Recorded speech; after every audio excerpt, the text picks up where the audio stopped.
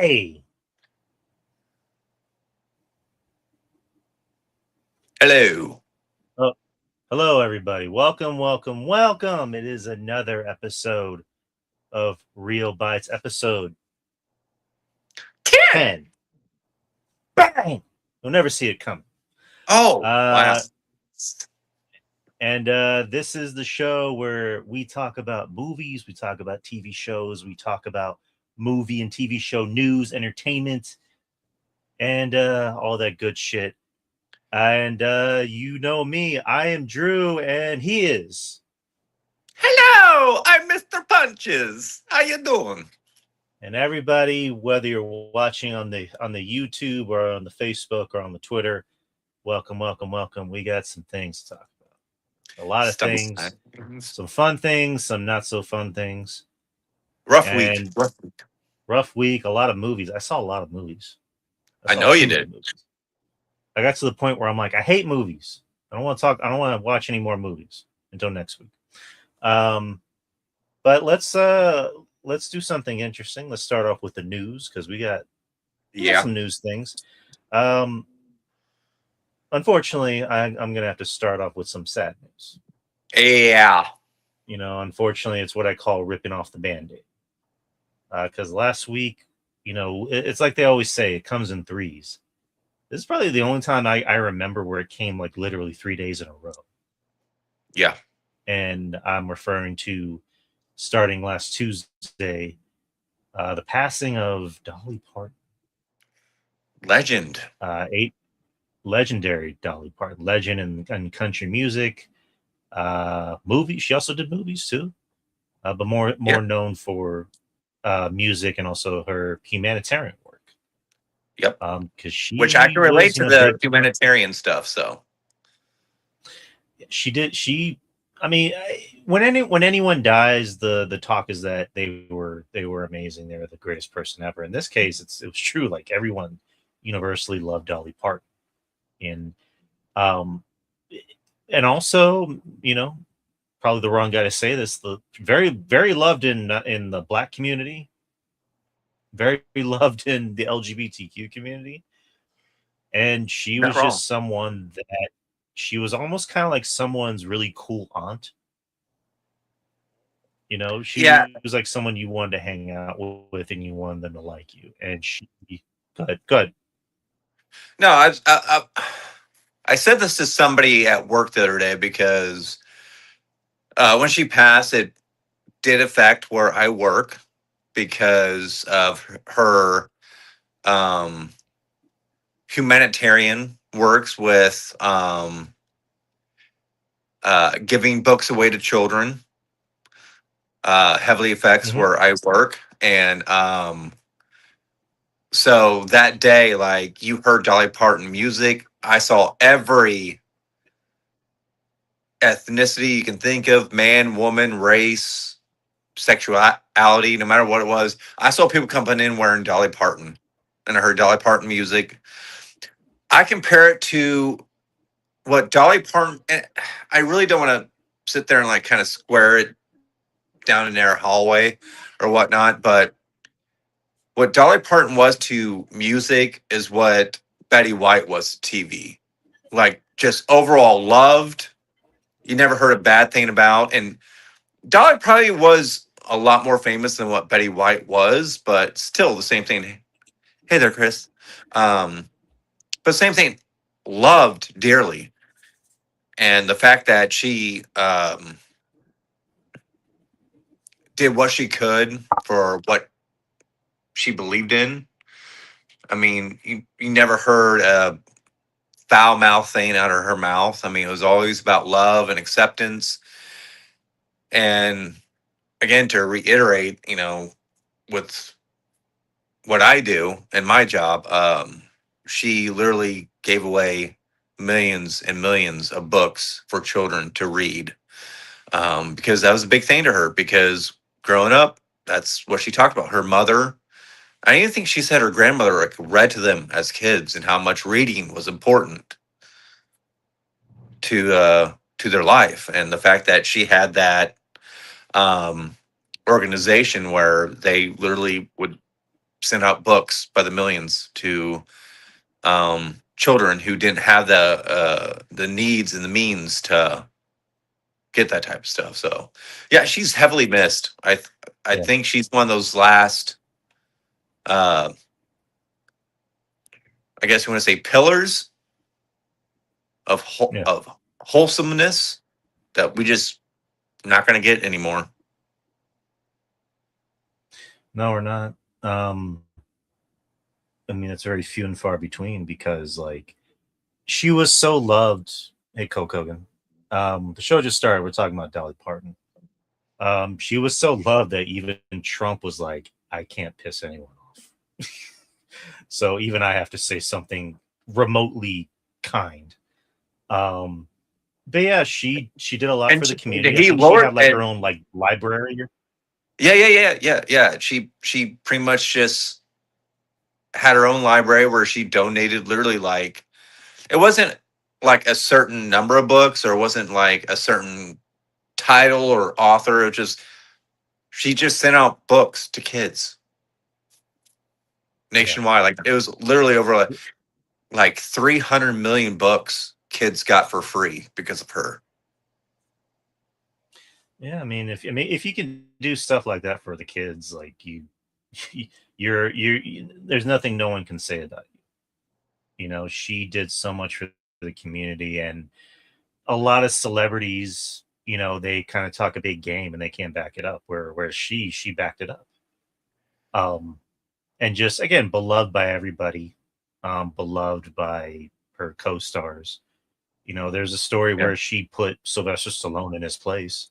Yep. I forgot what movie they were doing. I think it was Rhinestone, Rhinestone. Yep. where yeah, they're walking down the street and she was gonna. I think she was given like her collar, her Shaw. what do you call it, like her shawl. There you go to a homeless man, and Stallone was like, "Yeah, I'll give you a shot of that bum," and she just started like laying into him, like you would imagine Dolly Parton would, and I'm pretty sure Stallone was like, hey, why you getting all crazy out there?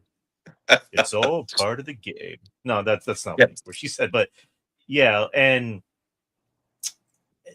again, just very few celebrities were like that, and the fact that her legacy still continues to live on even after death. I mean, she created Dollywood, you know, Yep. and she would allow people to come by Yeah. And and just she just seemed cool. Like all in yeah. all, she And just I mean, she wasn't just nice. She just seemed cool overall. She was that kind of person that you just wanted to be around. Like yeah, she she always was radiated. herself through and through. Yeah, Like she didn't change for nobody. And the thing is like what people brought up like the past week when she passed on Tuesday, it was just like, man, it seems so sudden. It seems so sudden. And the thing is, she took the route that very few celebrities go. She got sick and she said, I don't want fucking nobody feeling sad for me. She's like, I'm gonna deal with right. it. Cause she literally because they literally went like um public with like, oh, Dolly was getting like 2 new rides. And she went on like a live video say, hey, I wish I can be there, but my angel wings won't take me there. Just enjoy the rides, just know I'm there with you in spirit. And then a week later, gone. Like she kept her health private, which is very similar to still very few celebrities that actually do that because as we know, celebrities like to be public with a lot of their Yeah, forthcomings, and the fact that she kept it private and she kept it very close to the chest says a lot about her. So, like she didn't want to go out having people sad for her. So I respect right. that. It's like it's like with Chadwick. You know, he kept that under wraps. I Yeah. mean, in his case, we saw him months prior, and I'm like, well, what's wrong with him? Whereas her, like, we never saw her. Yeah. And to going back what you just said, that's the kind of person she was. It's like I'd rather everyone remember me, and be happy. Like I don't want to make anyone Right. sad. Right. I want to leave this world making everyone happy. Um, there was a story with her and Sabrina Carpenter because I think that's like the last public thing she did, where she did a music video with her, and there was a line in the song that was apparently very risque. And she told Sabrina, she's like, "Would you mind taking that out? Because that's you don't need to do that." Right. And she's like, she pretty much just like, it's Dolly asking you to do this. I can't say no. Right. So, what's up, High Ridge Estates 922? Yeah, R.I.P. Rest in power. I'm gonna be saying that a lot through the show with the two passings that we had. So, Dolly, you are missed. Yep. And 9 to 5, baby. What a way to 9 to make a 5. living. Unfortunately, we did have another death, which actually happened the same day, but they prolonged it for the following day. And that was Beep Beep, Tim Curry. Tim Curry also passed away at the age of 80. His was, I hate to sound morbid and disrespectful, his, I don't think was that shocking. No, it because wasn't. he had just suffered a stroke, I think, not too long before that, but he ended up, recovering. But with him, it was just like, again, hate to sound morbid, but it's like I'd rather he go peacefully, because I don't. Right. I would hate to see someone that I admire and respect, go on that way. But continue. Yeah, I mean, we know with all the health issues he's been having, like he had Parkinson's, right? Or also Right. was it? Yeah, Parkinson's. We knew he was battling a lot of health issues for at least 10, 15 years. So this, again, not to sound morbid, but it was only a matter of time. I mean, and Right. saying he even talked about when he did his later interviews, he's like, I don't fear death.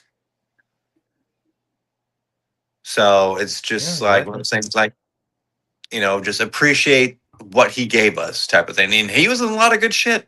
He gave us a lot. I mean, Jesus. I mean, Rocky Horror Picture Show, one of the greatest musicals of all time on film and on stage. Mm-hmm.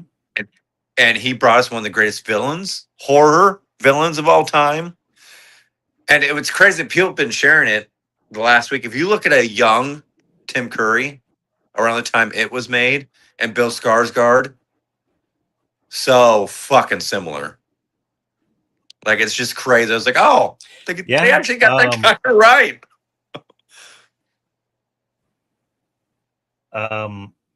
Yeah, just like he really lived a career. Like he was big in the 80s and the 90s. You brought up Rocky Horror, which I haven't seen, by the way.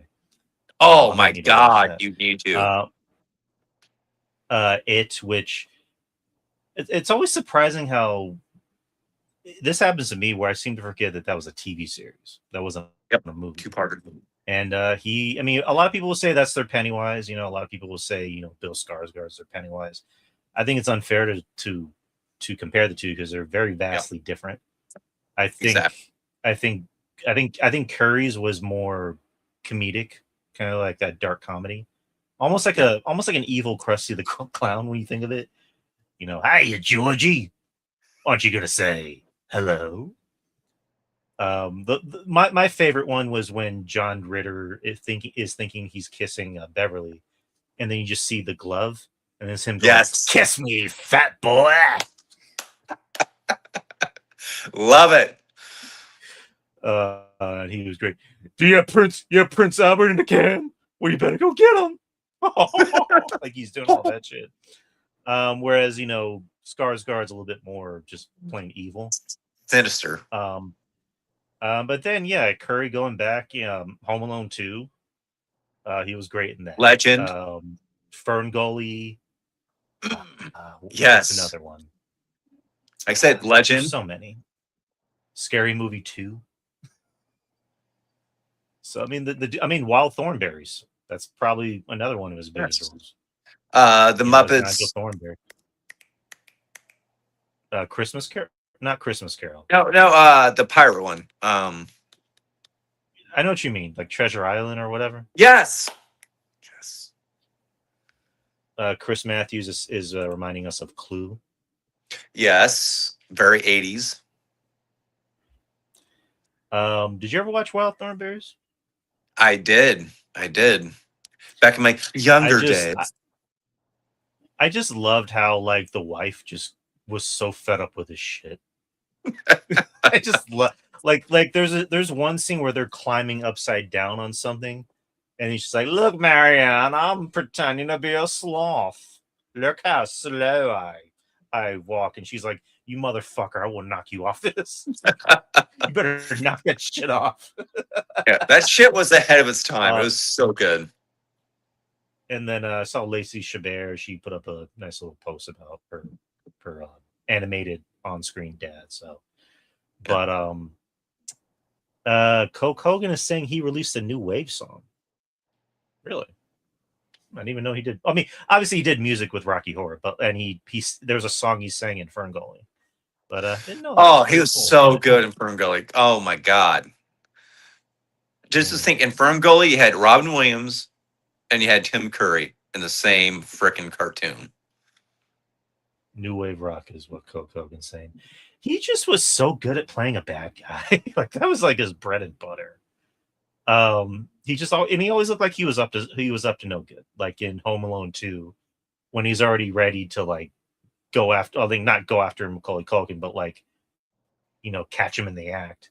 Right. Um, there's that one funny. I mean, it's not a fun. It's like a cool scene where like it shows the Grinch Who Stole Christmas, and then he's doing Yeah, that it goes smile, and then it cuts to Tim Curry doing that. Where I'm like, I don't know, like transition. Jim Carrey was all right as the Grinch, but it's like Tim Curry really Oh, should have been the Grinch. could you imagine Tim Curry as the Grinch? Holy shit. That would have been like another Pennywise. Yep. That would have been fucking awesome. But I mean, after a while, I think like especially after the 2000s, his career kind of died down, Well, I yeah, think it's maybe, got maybe that was sick. by choice. Yeah, I know he got sick, and I sound like a dick when I said that out loud, but yeah, I mean that dude was like in a lot of movies that people still remember to this day. He played a lot of roles people still remember to this day. I mean, people still do musicals of Rocky Horror Picture Show. That it's going on right now. I mean, they literally just did a tribute to him because I can't remember the actor. He played Dracula in a movie. It wasn't a great Dracula. Dracula Untold or something. Oh, Luke Evans. Yes, that he's playing Tim Curry's role in the Broadway play right now in Rocky Horror. So rest in power, my good guy. Rest in power. And I don't think he's going to heaven. I think he's going to space. Yes. I love that video. That's become my new favorite video of him going, "I'm gonna go where I can't be persecuted," and that's Space. Just he can't hold in his laughter because he's like, "This is so ridiculous," but I'm gonna sell the shit out of this. Hell yeah. And then lastly on Thursday we had another huge death, and that was Optimus Prime, Peter Cullen. Yeah. Who was older. He was 85. Again, another actor who, like Dolly, he hit it because I don't remember him really making an announcement that he was sick. No, and again, 85, great age. But again, it seems sudden. Like I know people say like 85 is not young, but still at the same time, you just when it happens, you're just like, ugh. And with Peter Cole, I mean, huge part of my childhood. I'm sure yours too, Drew. And yeah, Chris, it hit me hard too because that voice is what sucks because we're not going to get that voice anymore. He said he based that voice off of his brother because his Yep. brother went to Vietnam, I think. Yep. And when he came back, his voice changed and it sounded more heroic. So Yeah. he based it off of him. Again, like Transformers, unfortunately, wasn't my thing. I mean the movies weren't that great. The first one was okay. The second one was passable. Everything else after that wasn't that great. Bumblebee I loved. I do acknowledge that obviously he meant everything to everyone. And like it's funny, we went to Universal Studios, and we went on the Transformers ride. And afterwards, you had Optimus Prime saying like, "Transformers, you did well." And even me, who's not even like the biggest fan, I'm like, that's cool. Optimus Prime thinks I'm cool. um, I didn't know this at all. He was Eeyore on Winnie the Pooh. Yep. And again, another part of my childhood, because he was part of that Saturday morning lineup when, like, I sounds corny to say like I watched Winnie the Pooh, but I watched Winnie the Pooh. Fuck, I was a kid as part of I mean, the we all did. ABC. I mean, and Winnie Pooh had a lot of really good fucking humanitarian takes on life about loneliness, depression, being there for each other. Like there's this episode of Eeyore where the whole thing was based about him trying to find his tail, and he was being depressed, and Pooh and Piglet were there trying to comfort him, and Eeyore sitting there is like, I don't know what I'm gonna do the rest of the day, but I guess I'm just gonna sit here and contemplate the rest of my day. And then like the fact that he has his friends corral around him, lift him up. I mean, there's a lot of good shit in that Winnie the Pooh show. So let's just pulling up his filmography. So um let's see who else he was. He was in Voltron, he was in Rainbow Bright and the Star Stealer. GoBots, My Little Pony, the movie. He was Grundle and Og. Oh, nice. Oh, I got one for you. I don't know if Let, it's listed, but I'm going to bring it up real quick. He's the voice of the OG Predator. Yeah. he voiced King Kong in King Kong Lives, so that's kind of cool. G.I. Joe the movie. He was Xandar, Nemesis, Enforcer. And you just mentioned he was Predator in the Predator movie, or the animated movie. I'm sorry. Yogi in the Invasion of the Space Bears. He was Ranger Rubido. And then Pooh's Grand Adventure, the Tigger movie. Obviously, as Eeyore, Treasure Planet. He was Captain Nathaniel Flint. Oh shit! Forgot about that. I've never seen Treasure Planet. Great movie. Never seen Treasure Planet. I hear that a lot.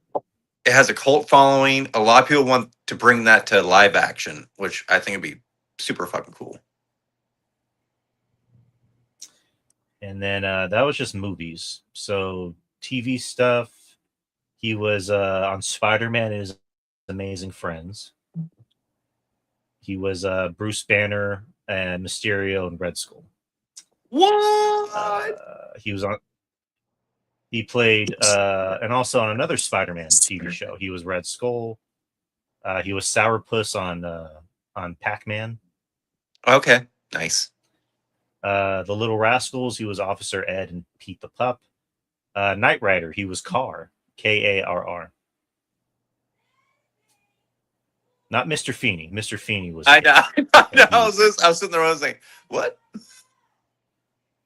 Yeah, Coke Hogan saying a lot of voice acting credits. Yeah, this dude lived a life. Yep. He was on the Dungeons and Dragons cartoon. He was on the Dragon Lair cartoon. He was on Heathcliff and the Cadillac Cats.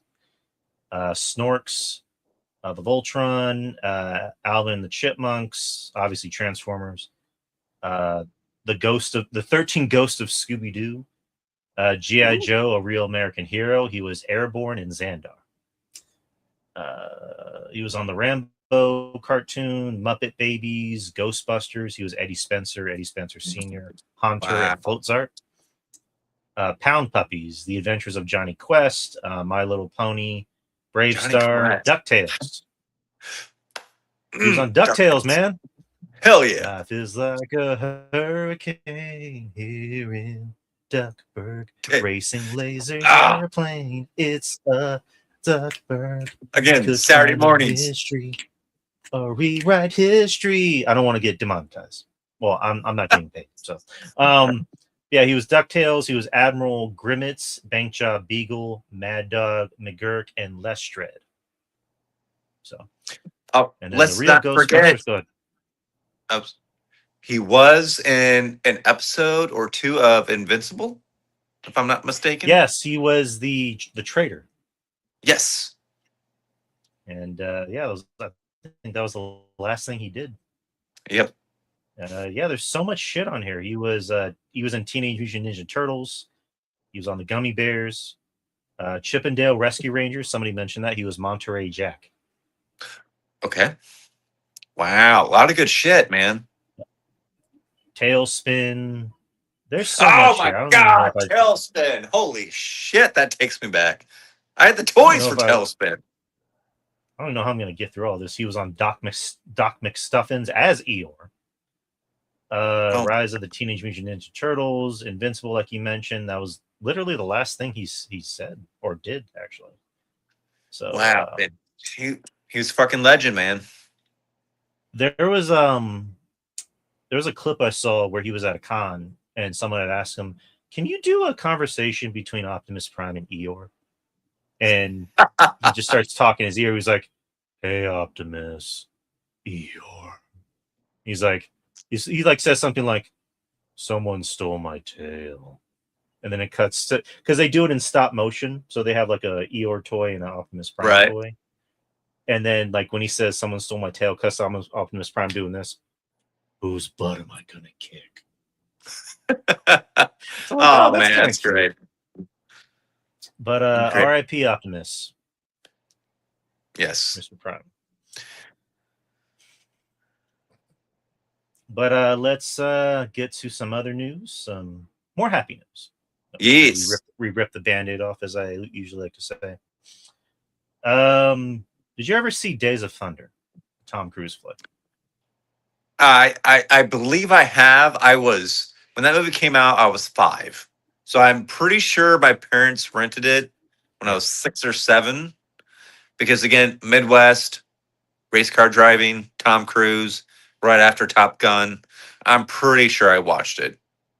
And I've seen clips of it. I'm just like, this Yeah. seems familiar. I've never seen it. I mean, I've heard good things because I asked the wife about it. I'm like, was the movie like a big hit? And she's like, yeah, it was actually.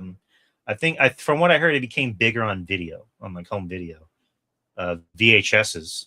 Remember those kids? Oh, I do. I do too. And but yeah, it's just like when I think of like every single big Tom Cruise movie, obviously Top Gun, Interview with a Vampire, Mission Impossible. Mission Impossible, A Few Good Men. Days of Thunder almost seems like that. I wouldn't say like a forgotten movie, but it's like it almost seems like that underrated Tom Cruise hit. It's more depressing. Yeah, sounds like it. But kind of like Top Gun, where we got Top Gun Maverick, we're gonna get Days of Thunder 2, Electric Boogaloo. No, but yeah, Anne Hathaway joins the cast, and someone's happy about that. Quaid. Hathaway has been cast opposite Cruise in Paramount's long-awaited sequel to the 1990 racing film. Cruise announced the casting during the week, making this one of the biggest news stories of the weekend. So, can I point out? People are immediately thinking that this is his love interest, which I don't think it is. No, I mean she's younger than Cruise. I think is it Cruise like 60 something? She's our age. Anne Hathaway is literally the same age as me. I think her birthday is like in the same month as me.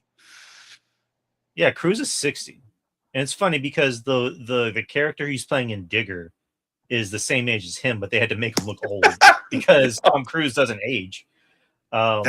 But yeah, I don't think that's the case because like, you know, somebody when I say people were making a big deal about it, somebody was making a big deal about it, and that was the other Quaid brother. I like how Jack Quaid is like, I don't have anything to do with any of you fuckers. He's the more sane. Dennis Quaid's crazy. Randy, real crazy. I mean, Dennis Quaid's just an asshole, and Randy's crazy. But yeah, but Jack's the only one who's like, I'm gonna take after my mother and be normal, and be a good person. Right. Yes. Yeah. Then like Randy put out some weird post where he's like, you know, oh, Anne Hathaway's a bad choice. She's woke. Okay. She's a great bring fucking back Nicole actress. Kidman. Yeah, bring Oh, back Nicole Kidman, Tom. his ex, where they had a painful breakup. Yeah, let's bring her back. Makes sense, Randy. Yeah, great idea.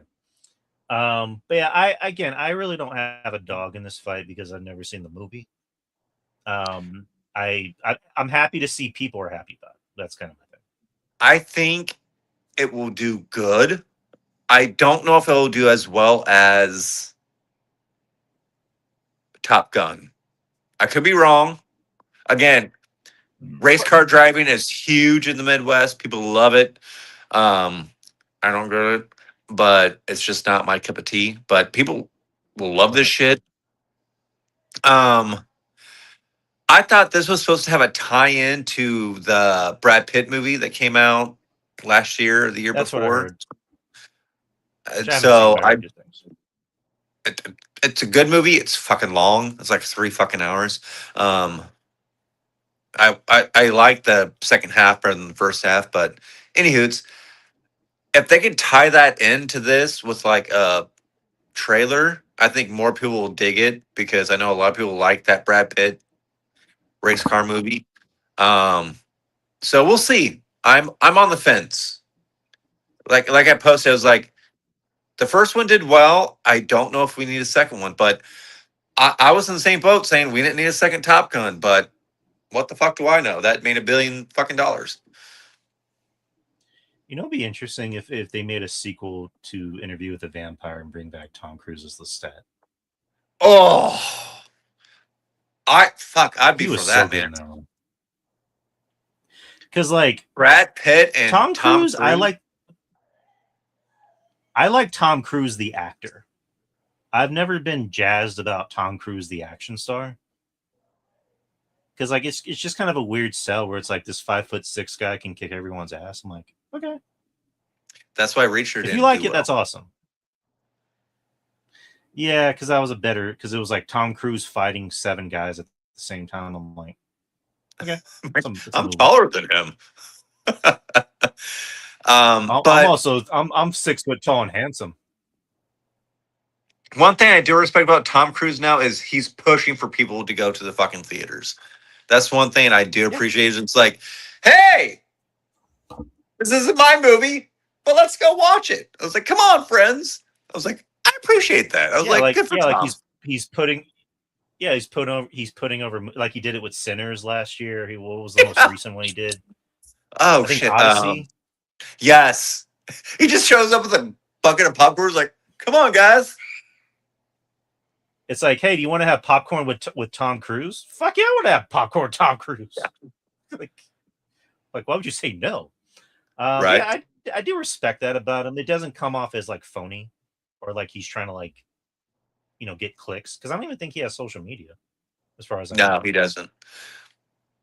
I did see a thing the other day where he I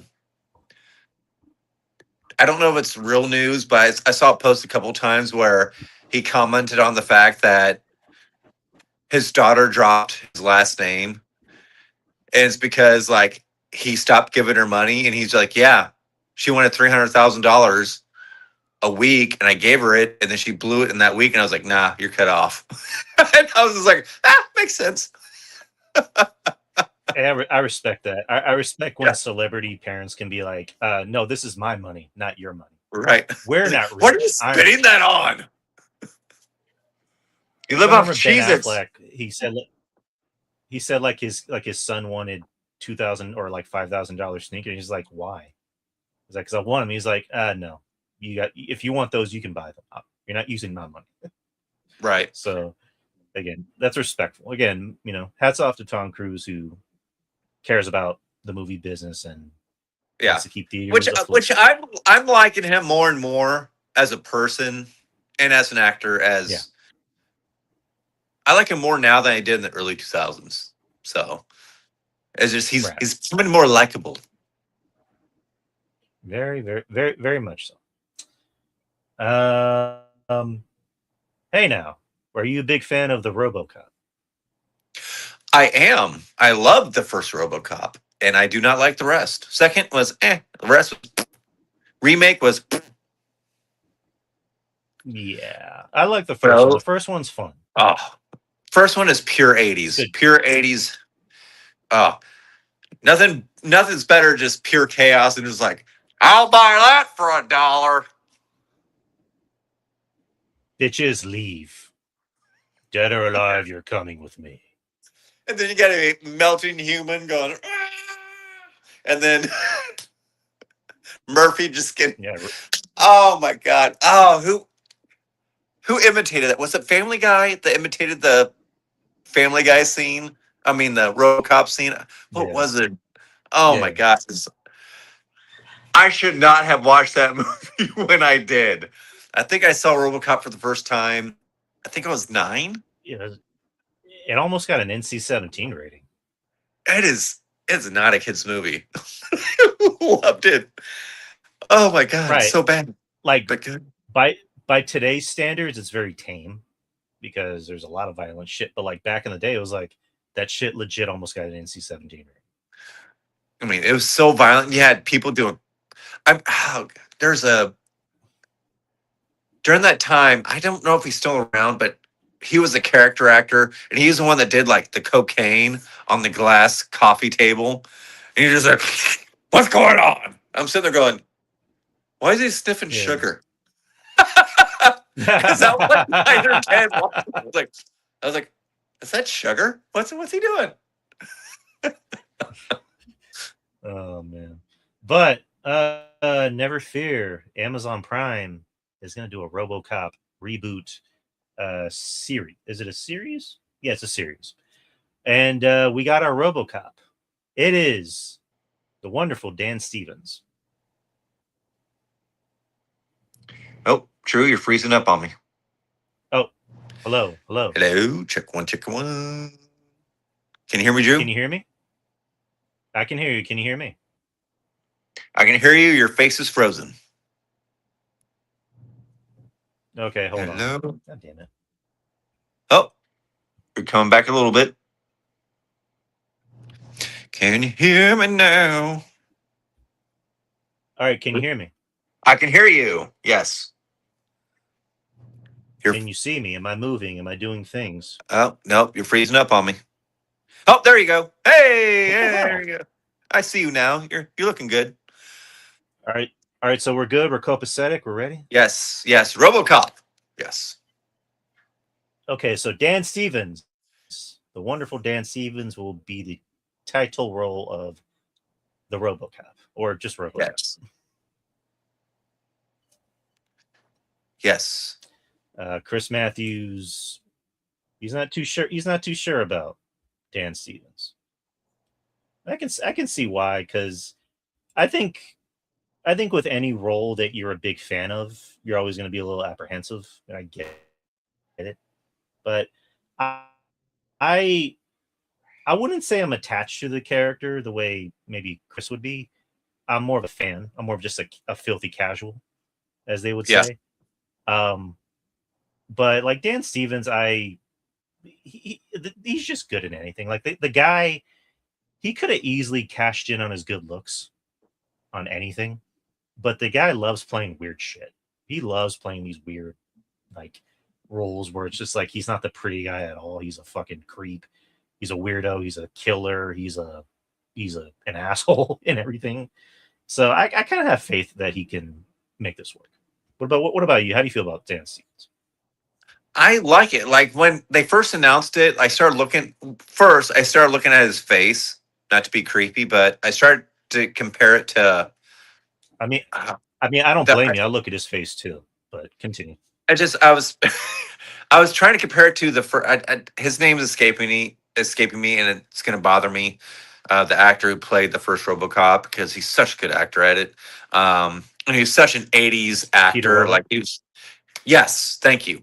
He was such an '80s actor. Like he's in such good shit during that time frame. So I was just trying to compare, and I was like, okay, if you shave him bald, if you kind of clean cut him up, they kind of have similar faces. So this needs to be R. This needs to be a hard, like if they're gonna do RoboCop, they better not pussyfoot around. That's all I'm saying. Like they need to take that essence of the '80s, and I don't know if they're gonna make it 2026 RoboCop, or well, if you think about it, 80s RoboCop really was a futuristic movie, but in the 80s. So, Right. just be good. That's all I can say. Just be good. And it's Amazon. Amazon has a pretty solid track of being good shit. So Yeah. we'll see. I'm excited. Yeah. Yeah. I want Yeah. the It's funny because I tagline. remember Draper. You guys remember Draper and B Show and Shaheen were discussing it a few weeks ago, where it's just like who could play RoboCop, and there was a lot of ideas. I think Draper was like just go older and grizzled, and they went with Dan Stevens. I'm like, all right, not a bad choice. And I know Chris is saying he's too pretty to play him. I mean, I don't. I like I mentioned with Dan Stevens, like he really doesn't want to be a pretty boy. So I think they'll play this as him not being pretty. It's kind of, I know it's like two very different things, but it's like with Heath Ledger when he was the Joker. Everybody was like, "Oh, pretty boy playing the Joker," and it's like he knocked it out of the park. Again, two very different roles. I know I'm maybe going a little over the top with it, but I think he can make it work. In my opinion. Oh, definitely. I mean, if you remember Peter Wellers in the beginning of the first RoboCop, he was clean cut. He was, the man's man. He was a police officer that was doing the right by the justice and the government, doing the right thing. And then he got blown to bits by like 10 different dudes. So I want that same scene in this. Give me Dan Stevens getting blown to bits. Fucking his arms flying off and he's just going.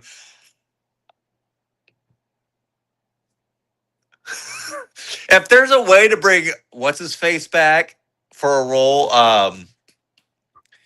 Red from 70s Show, shit. Oh, if there's a way to bring him back. Oh yeah, Kurtwood Smith. Yeah.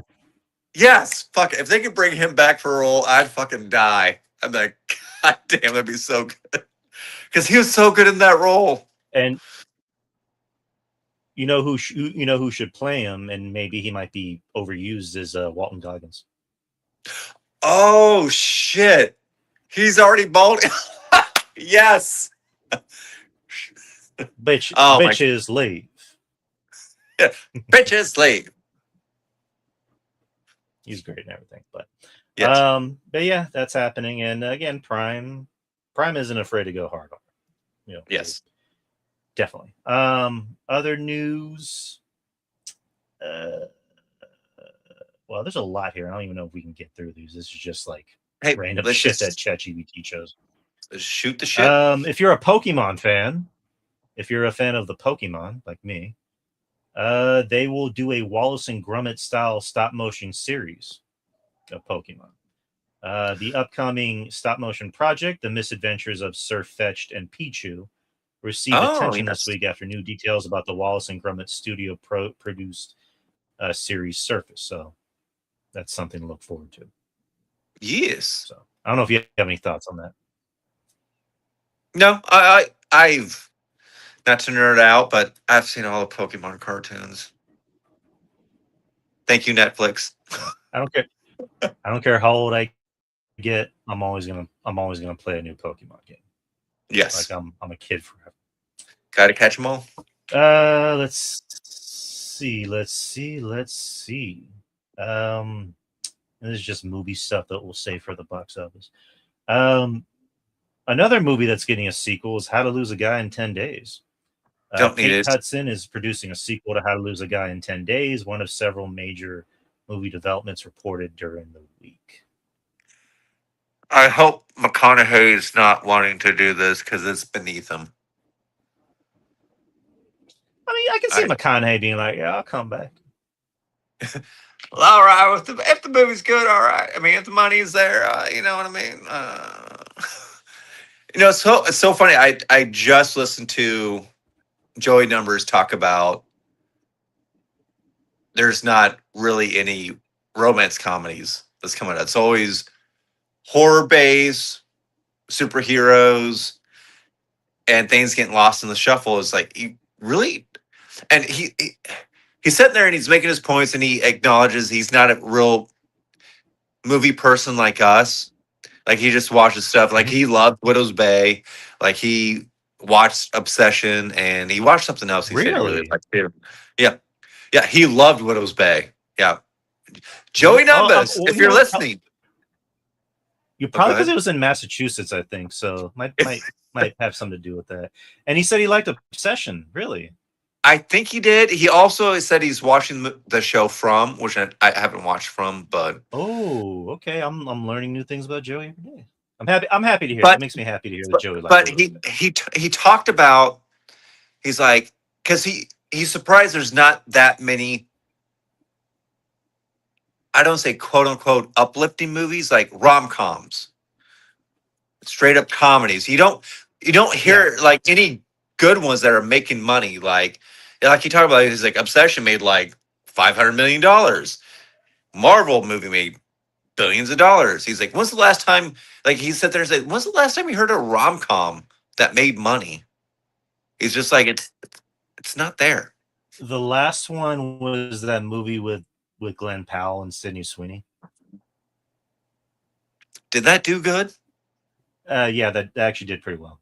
It's funny too. Like when you sit there talking, he's just like, he said, there's like, oh, somebody posted the drama. He's like, oh, Pat Sin and Zendaya. He's like, okay. He's like, what's the main? He's like, 824. No, it's not fucking. He's like, that's not a comedy. He's just dark. He's like, oh, there it is. No, that was definitely not a. That was definitely not. That is not that a is rom-com, not. I sat there when he was talking. I was like, "That's not a comedy. That's not a rom com." He's like, "Oh, the poster looks cute," and he's like, "Wait, 824?" He's just like, "No." He's like, "This is not a rom com."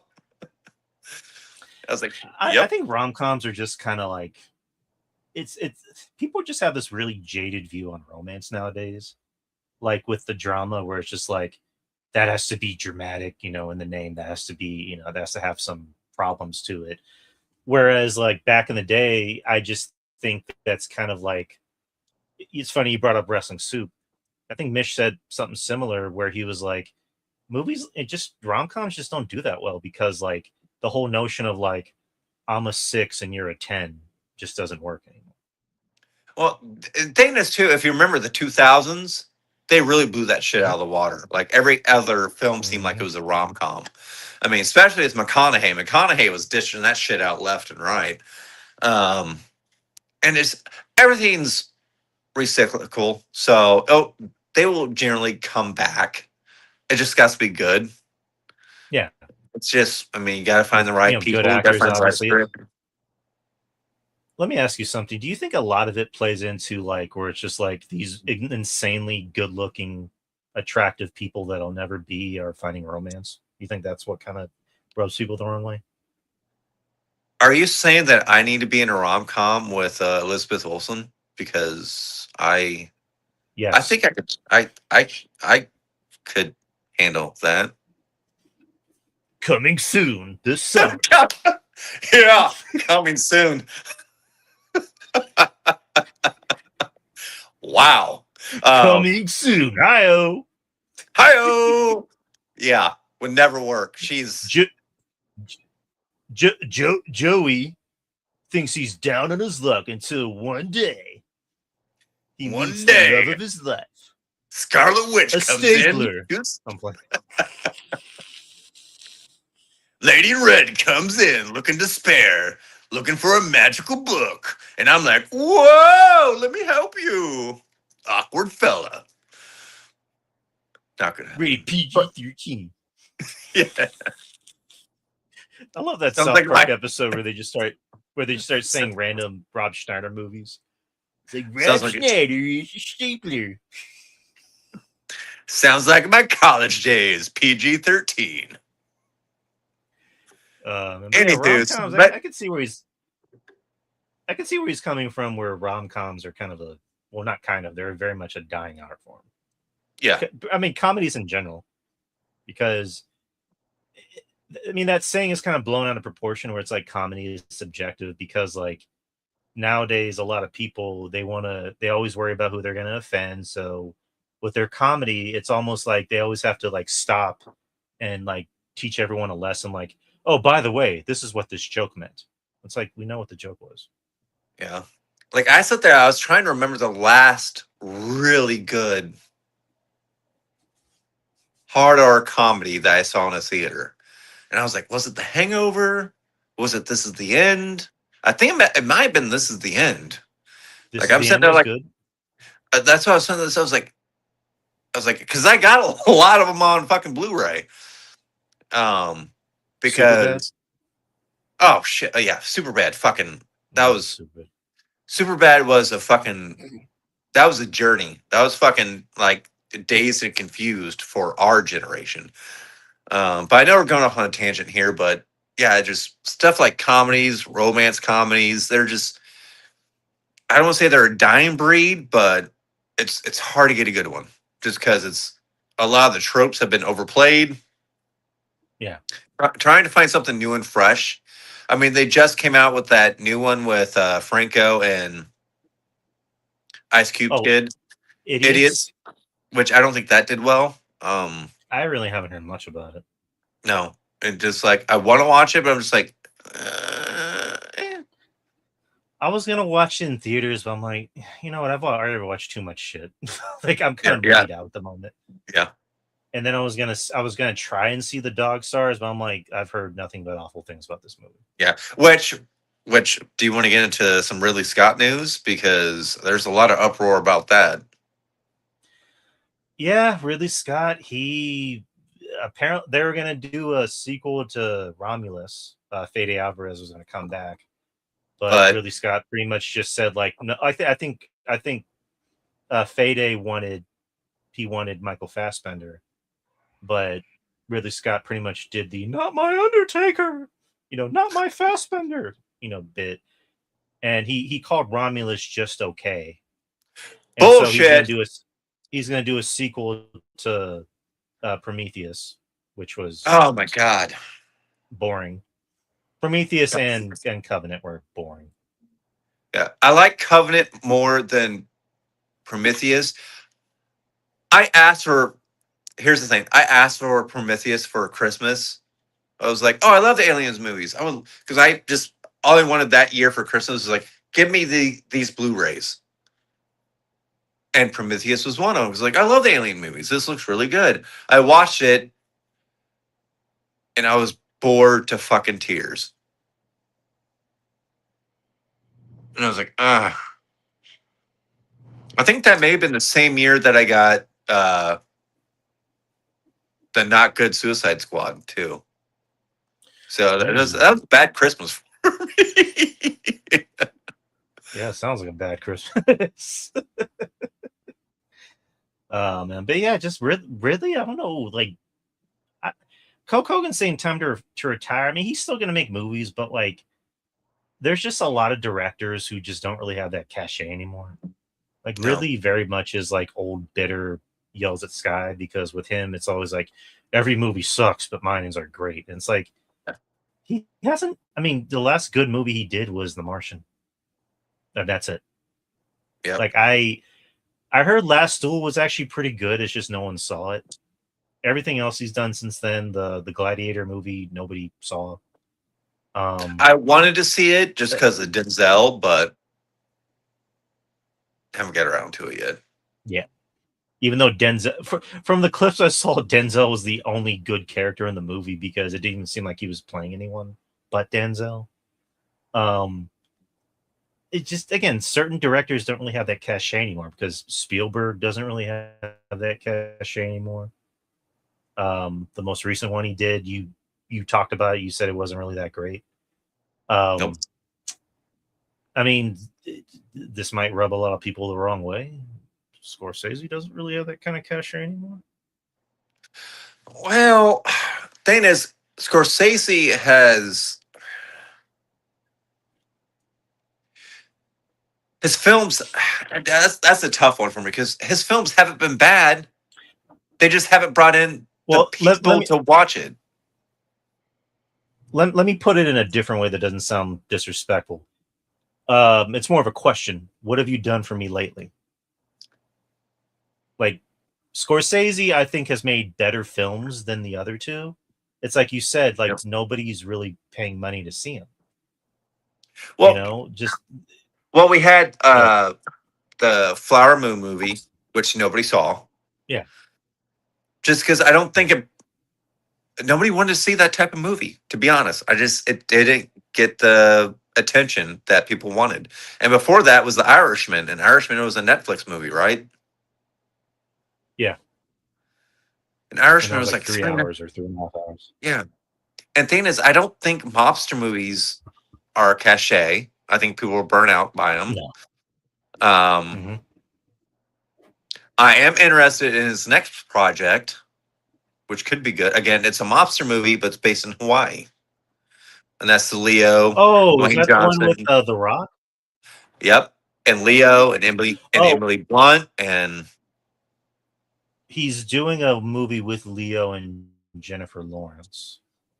I know oh, about you're right. that. They're already filming that. I forgot what it's about, but like, yeah, it's just like I think with those three directors that I just named, they're always still going to get films made based on the respect that they have, and I think studios are going to always say, "Hey, here's 100 mil," just Yep. because. But I think there's always going to be a lot of studio interference when it comes to them, or not interference, but I guess like supervision is the best way to put it. Yeah. Whereas Nolan, uh, Coogler, who's Free another one. range. You can kind of throw Krager in there too, even though he doesn't use like crazy budgets. James Gunn, like those guys are kind of given free range to do whatever the fuck they want. I would even put on No, even Ty West and Ari Aster seem to get free range. I mean, not to that extent, but they creative wise, like nobody seems to after interfere with. after Bo is afraid, people realize, oh, he's that kind of director. This is a movie for himself. This isn't a movie for people. And again, I know Shaw loves and adores and worships Ari Aster, but it's like he needs to go back to doing horror movies. Like nobody wants to see any more of these passion projects. Go back to doing horror Right. movies already. You know, and Okay. I even told that to Shaw, and Shaw was like, "I agree." Shaw even went, "I agree. Do horror movies." Ty West. I mean, if he's with A24, then yes. Well, But I've seen the other big stills for studio his next movies, no. upcoming movie, and it looks pretty good. The What is it? Johnny Depp Ebenezer movie. Oh, he's doing that. Okay. Yeah. Robert Eggers probably kind of has free range to do whatever he wants. Oh, fuck it with it. But again, Fucking it's Nosferatu, A24. and then He's not. he gets that He's not A24 doing cachet. Universal. Yeah. Yeah, but he's not doing Universal. He's not doing Warner Brothers. So, but like Nolan worked with Warner Brothers, and then he jumped ship to Universal, and then it's like his first project is like, I want a $200 million budget to do a movie about the atomic bomb, and that Done. somehow worked. And then it's like, I want a $200 million budget to do a movie about the Odyssey, and that's become his highest grossing movie ever. The highest grossing R-rated movie of all time. You know, Ryan Coogler, who started out doing indie movies, he did Fruitvale Station, and then he did something on paper which shouldn't have worked with Creed, and then made that work. And then he was able to do something on a bigger budget with Black Panther, and that made $1 billion. And I got nominated for Best Picture, the only superhero movie getting nominated for Best Picture. Not even Dark Knight did that, I think. And then what happens? He does something more original with Sinners, wins an Oscar for it, and now he's coming back to Marvel, and I think he's shooting that on 70 millimeter, from what I heard. Nice. Yeah, and I'm pretty sure Marvel's like, do what you want. We're not gonna interfere. You want an Oscar? You know more than us. You're better than us. So, and then James Gunn, same thing. He can do whatever the fuck he wants. Like Marvel didn't give him notes. DC sure as shit didn't give him notes because he's running the motherfucker. But yeah, I just think it's those four guys where it's like they have that cachet to where they can jump ship to different platforms Right. and kind of do whatever the hell they want. Whereas an Eggers, he feels more. I guess he feels more comfortable in A24 Yeah. because there's less constraints. It's more his boat. Yeah. Kreger, I think, is only with New Line, if I'm not mistaken. That sounds right. I believe so. I believe it's a New Line because with Barbarian, he had passed that around different studios and all of them had notes. He gets the New Line, they're like, we don't have any notes. Do what you want, and it worked. And then Weapons worked, and now he's with Resident Evil and IP. And from what I heard, that's another thing of like, do what you want. You're already 2 for 2. You're about to be 3 for 3. Yep. Yeah, just I guess my point is going back to the Dog Stars is just like Ridley Scott, I think, is good at directing action. He always has that good gritty feel to his films. Yeah. It's just he very much gets in his own way. And that's a big problem. Yep. I agree. But that's all the news. I mean, there's more news stuff, but it doesn't really pertain to what we're bringing up on the show. Chris Matthews is saying Osgood Perkins. Well, we'll see what the next. To me, he's 2 and 1. You don't feel that way. I feel that way because I love Long Legs. You didn't. He's also 3. Monkey was and thing is, I like the Keeper. I like the Keeper too. I got the Keeper on 4K. I watched it twice. I'm sorry. It's I'm fine. Sorry. Don't Long Legs. I gave Long Legs a second chance, and I gave it maybe half a star, but I liked I liked the audio and technical stuff about Long Legs. It wasn't more for than you. the story and the actors. Dude, the first time I saw it, I was in a theater full of people, and anytime Nicolas Cage came on screen to do and say anything, everyone laughed. And not even like that's funny laugh, more like this is cringe laugh. And Micah Monroe, I don't see what people see in her. She's just very wooden and everything. And I don't know if that's by design, but it's just like I don't see her the way other people see her. Like, I'm sorry. You know, Blair Underwood was maybe the only good actor in the film to me because he seemed like a person. It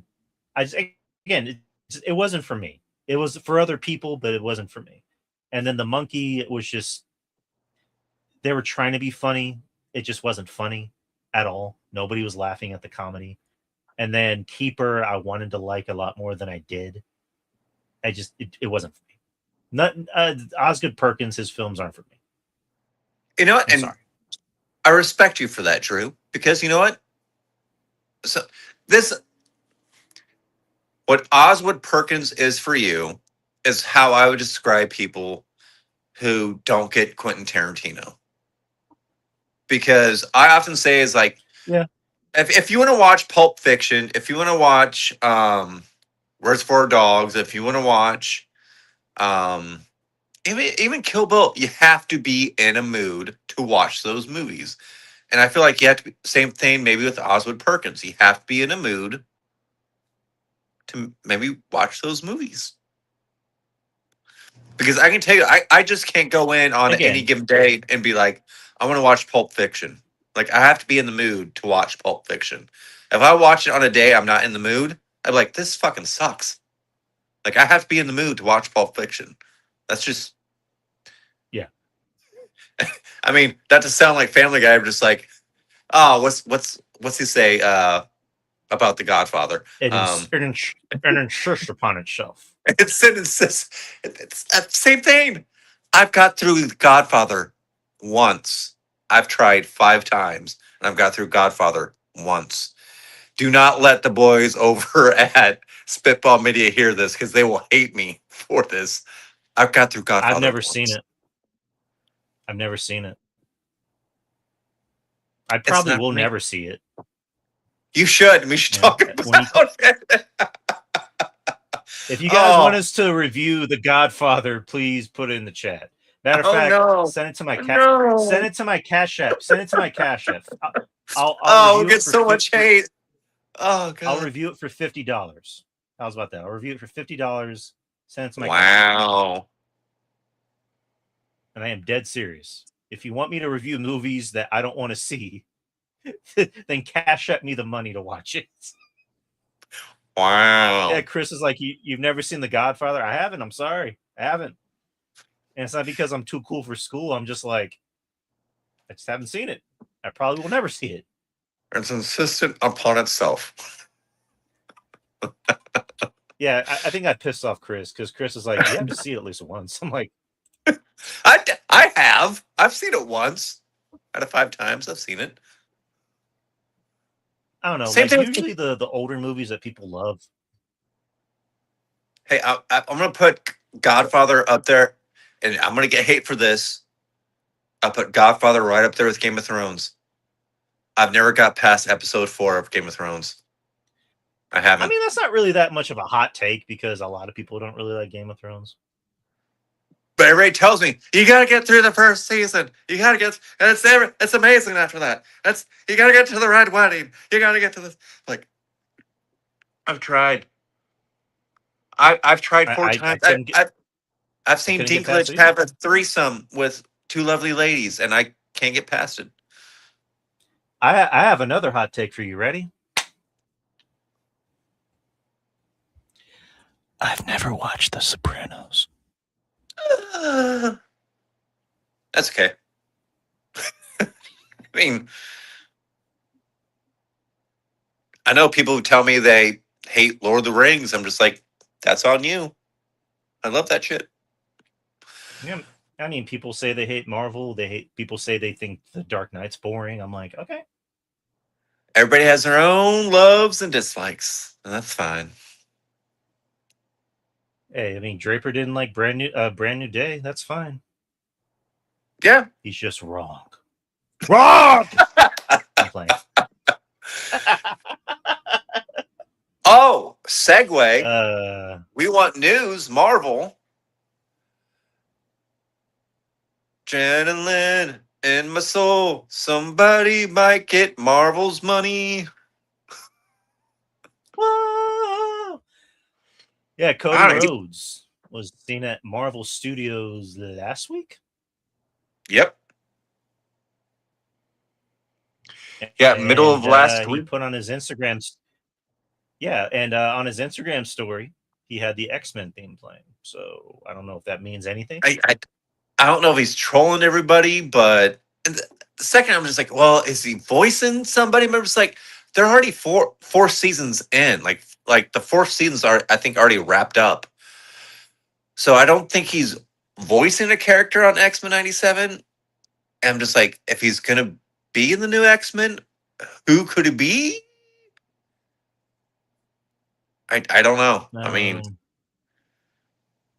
usually I really don't know who he can play. Marvel's usually hush hush. There's a lot of speculation, and it's speculation. And thing is, there's so much. That's another thing I hate about social media now is there's so much troll accounts and AI accounts. It's like this person's gonna be this person in this movie, and this person's gonna be this person in this movie. It's like, so now they're saying Cody Rhodes could be eyeing for the position of Cable. I'm like, ew, yuck, no. Yeah, no. I mean, whoever he plays, they need to find something that works for him. The thing is, for X-Men, he's an older fella. So my first instinct was like, oh, what if he's Havoc? But I'm like, wait, no. Scott's young, so Cody can't be Havoc. So I was just like, well, who could it be? Wolverine. He could be Stryker. Don't put that evil on me. Don't. I don't want that. No. Stryker. Listen here, Wolverine. Let me tell you something.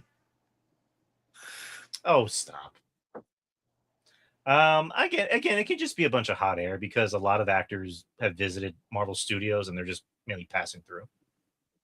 But Yeah. then again, he's also an actor. I mean, Cody's always wanted to be an actor before he became a wrestler, and he's already done some things. He was in Arrow. I mean, he's coming out in fucking Street Fighter. Street He's Fighter. playing Guile.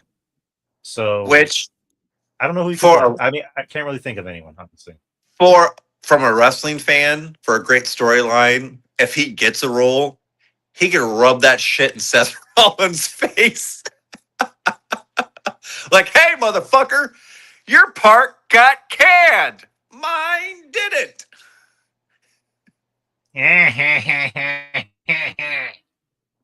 Right? Just like, oh my god. But put in the chat, people, wherever you're watching on YouTube, Facebook, or Twitter. Put in the comments, the chats.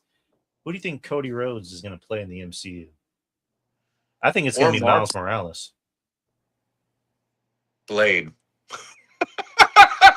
I joked about that. Why the fuck not? Why not? Some motherfuckers always trying to ice skate uphill. That's all I gotta say. Fuck motherfuckers always thought a way up. Oh my god. He gets the hair. He gets the hair. Can you imagine him? Can you imagine him doing those breathy promos that he does on Raw? Where he's like, "Some motherfucker always try to race uphill." What do you want to talk about, Dick and Frost? I have to finish the story. Fuck yes. Do it. He's a daywalker.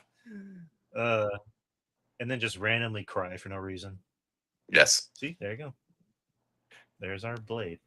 Yeah, pass problem. I think that, are we done with the news? I think so. That's all the news I got. All the news. So yeah, let's get into what we've been watching. Go ahead and start us off. I gotta use the restroom real quick. Okay, so what I've been watching. So the first thing, actually, I'm going to say the first thing I watched. I'm going to say that for when Drew gets back. Actually, I watched a few things this week. I'm going to kind of drudge this out because I want to hear Drew's talks. Because I know one thing we watched together was, well, not together, but we both watched it, was a little show called Coyote versus Acme, which was a live action / animated film, kind of like Who Framed Roger Rabbit, where it deals with Coyote or Wile E. Coyote suing the Acme company for all the times that their products failed him in trying to catch the Roadrunner. This filmed actually like 4 or 5 years ago. Warner Brothers canned it to get a tax write-off, and the fans sat there and said, "No, we're not going to let this happen. Release the footage, release the film." And finally, they did. After 4.5 years, they released the film, and it actually is pretty good. It's a pretty good film. Is it great? Is it life-changing? No, but it's heartwarming. I wondered how they're going to sit there and try to build a character that can't talk, but can emote through his face and body language. And that's Wile E. Coyote, who very much carries this movie throughout the film, trying to get the attention of his lawyer, and sit there and try to sue the Acme company to compensate him for all the wrongdoings they did him over the years trying to catch the Roadrunner. And who is the prosecution's lawyer during this? Well, you got Mr. John Cena. He's the prosecutor lawyer in this, and he's trying to take down Wile E. Coyote in this Right. film. Hey, I'm just talking about Wile E. Coyote taking on the Acme company. A film Hello, that's my been name is shelved Wile E. for 4 years. Coyote, and my name is spelled mud. It's a I cute remember that. film. So you already gave your review. No, I was pretty much just stalling until you got back because I wanted your thoughts. I just pretty much gave a synopsis of how the film is based around Wile E. Coyote is trying to sue Acme Yeah. Academy, or not Acme Academy, but Acme, um, the company, for all the years that its products have caused him damage and pain as he's trying to pursue and capture the Roadrunner. Excuse me. Mm-hmm. And I talked about who the prosecutor, the lawyer who is backing Acme is, and that's Mr. John Cena in a villain role, so to speak. And I sat there and talked about like one thing I was looking forward to in this film, especially since it's been kind of canned for 4 years, and Warner Bros. Tried to get a tax write off from it. Um, Yeah. is how they would try to emote Wile E. Coyote. Since he can't talk, all he does is use body language and emote through his facial features and all that. And they did a really good job. Like, this was a fun film. It was a cute film. Uh, they played off the emotions. I thought um, Mr. Coyote and I'm forgetting the actor who played the Will Forte. Forte. Forte played a really good job in this. He had a great arc, kind of as this like scaredy attorney who just like goes for the cheap buck. Like, oh, you had this go wrong. Let's settle it for $150. Let's do this, and like easy way out. That's his main frame in this movie. Is he's just all about the easy buck. He feels, he realizes he's a failure. He accepts himself as a failure, and that's where he meets Wile E. Coyote, and it goes off from there. And I like the cameos in this movie. They didn't play it off as like, oh, this is Looney Tunes with a bunch of cameos, and um, we're gonna do a lot of beats and spoofs. Like, they played it pretty straight throughout the movie. I mean, you had your cameos with the Bugs Bunny and everything like that, but they didn't play it off as like this is a Looney Tunes movie. It's a movie based in the Looney Tunes world. Yeah. And I liked it. Okay.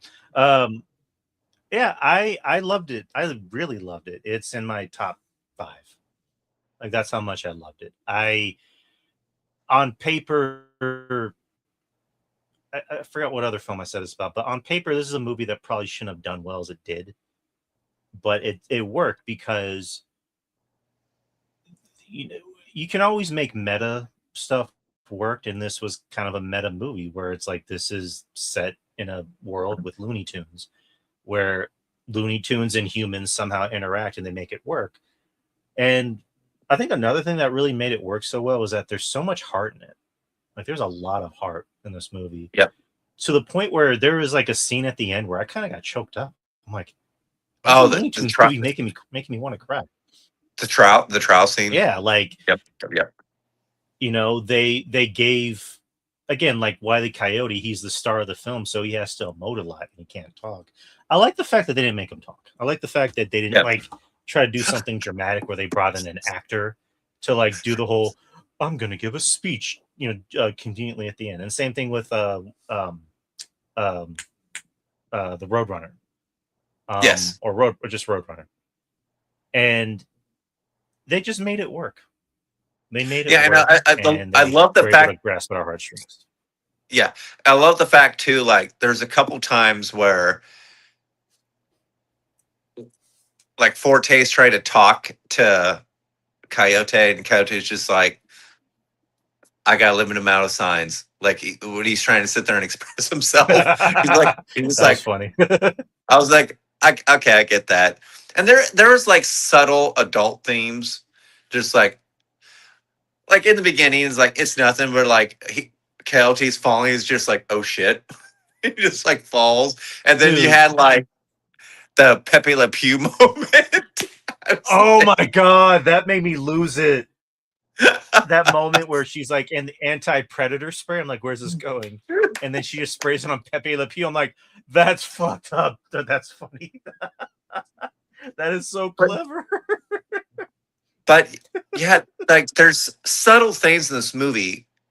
And the thing is, I'm probably like, I didn't think I was gonna watch this again, but the more I think about it, the more I think I want to watch it again to appreciate it more, because there's a lot of subtleties, especially again for a character that doesn't have any speaking points. Wile E. Coyote emotes so much throughout this movie with his face, his features, like even in the background when like Forte's talking and he's doing shit in the background that you kind of have to pay attention to. Like it does such a great job.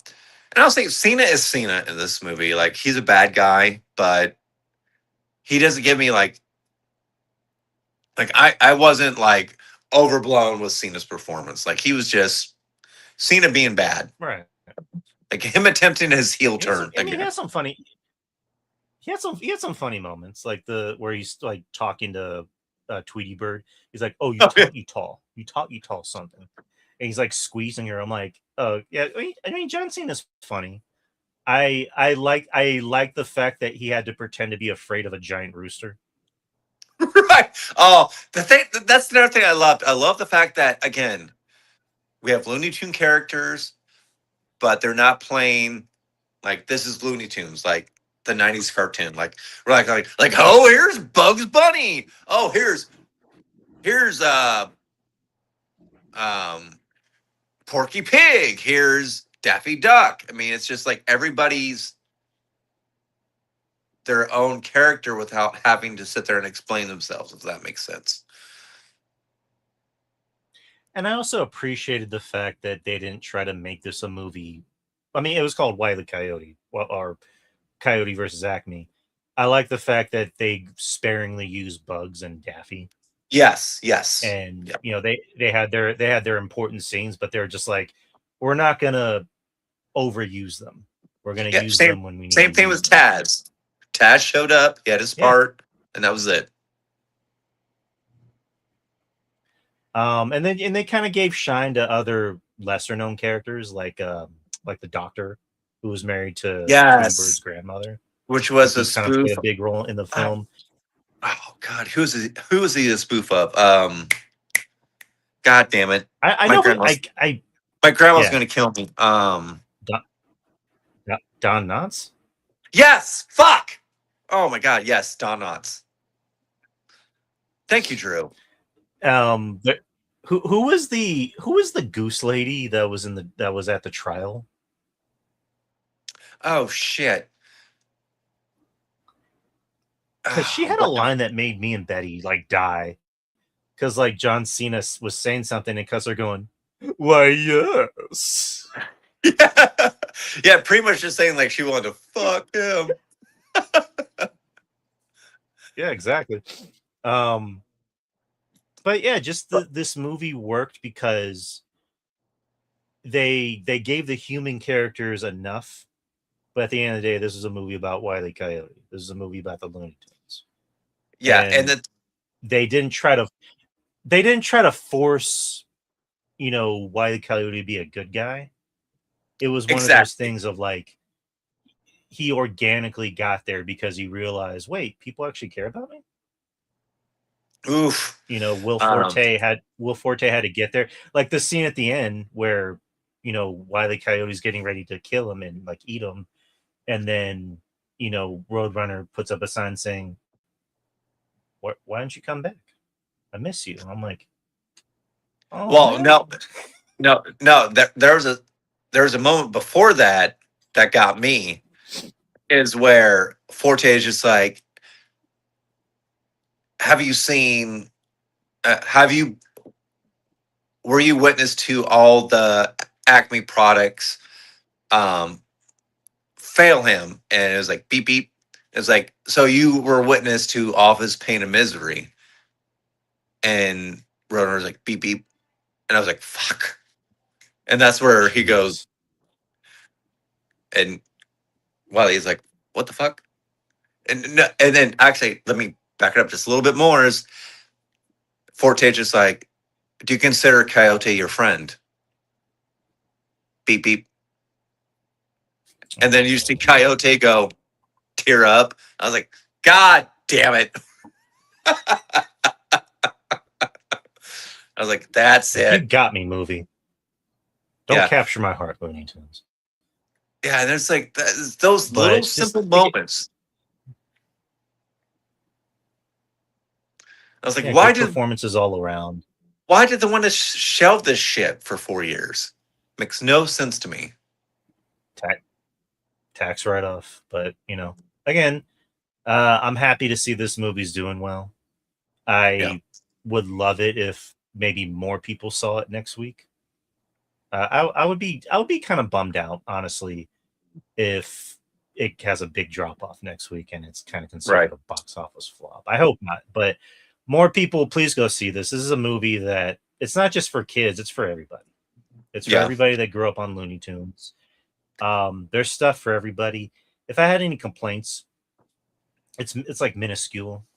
Um, the animation on the Looney Tunes didn't always look great, especially some of the eyes on the characters. And I do kind of wish it was a little bit more funnier. Right. You know what I mean? Like, I kind of wish they not necessarily have dirty jokes because they already had that Pepe Le Pew joke, but like, I Yeah. mean more like jokes where it's like kind of insider baseball for Yeah. some of the adults. I get that. I did appreciate too But yeah, I mean, that's the just kind of little my only complaint. My yeah. only complaint. The movie was great. It's in my, but I go was ahead, gonna say talk. one little thing that I did like in this movie too is like the little callbacks to the probably late '80s, early '90s animation that they showed throughout the movie. I was like, oh, I appreciate that. I was like, I remember that. I remember watching that when I was a kid. So I thought that was kind of cool too. Okay, I'm gonna turn my camera off because there's a lot of lag, and we got some movies to talk about. So Over curve. I don't want to talk. Okay, I don't want to talk. I don't want to talk over you and make it sound like I'm being a dick. But all right, so Coyote versus Acme, worth the watch, worth the money. Please go see it. Yes. Please go see it. Another movie that I saw, and I believe Joe might have seen because I see it in his info, is Buddy, Yes. with where again, simple premise of like, this is a movie where it's about a children's TV show in the 90s Yep. that the kids are obviously trapped in with this with this homicidal crazy evil, almost like a unicorn, like a orange unicorn. Yep. And there's really not much else I can explain about the movie where I'd be giving away a spoiler, but like,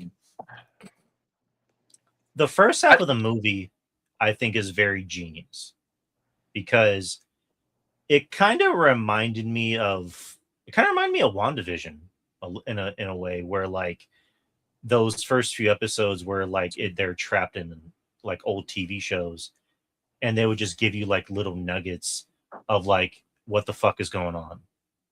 We want you to think that you're thinking.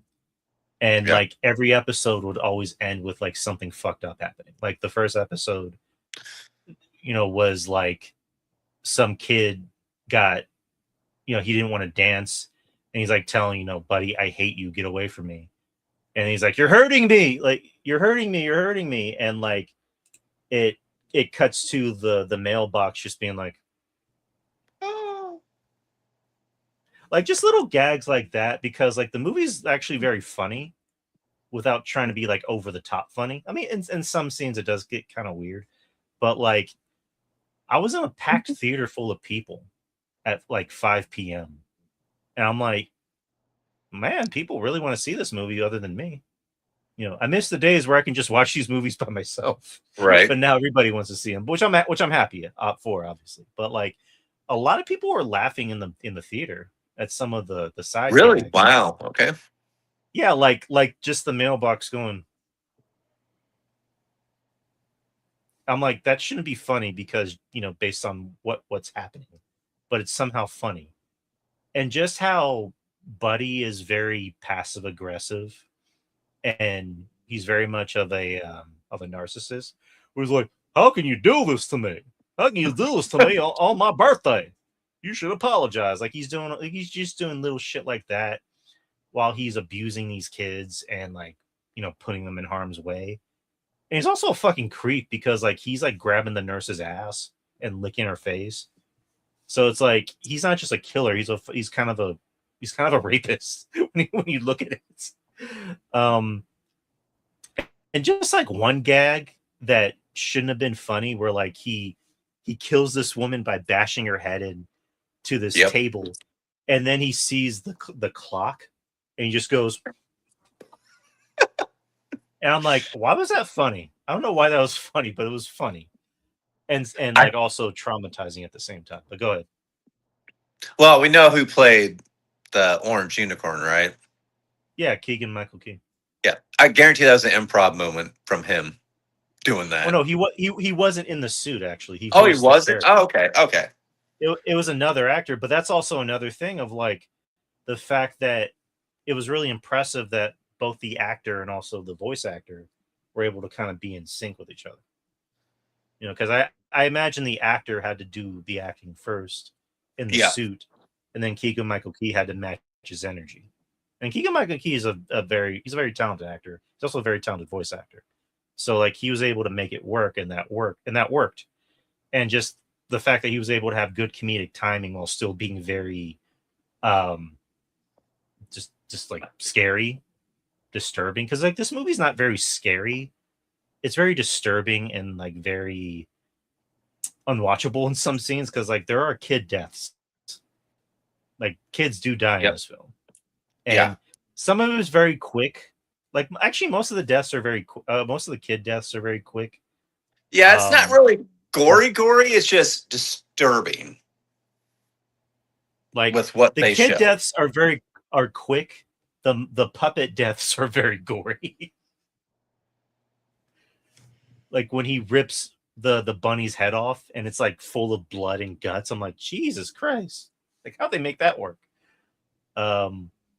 With the kids, it was very quick because like one kid was like, "I love you, buddy. I love you forever." And then he just hugs him, but he squeezes him to death and then just like throws him to the side. I'm like, holy fuck. Okay. And just I thought the kids were actually very good. The kid actors, I thought they worked. I agree. I think they understood the assignment. The main kid actress, I forget her name, but I thought she was very good. Freddie, for the most part, I've never seen her. Freddie. Well, I forget her actual. Oh, yeah, gotcha. But she was very good because she was essentially the star of the film. Yep.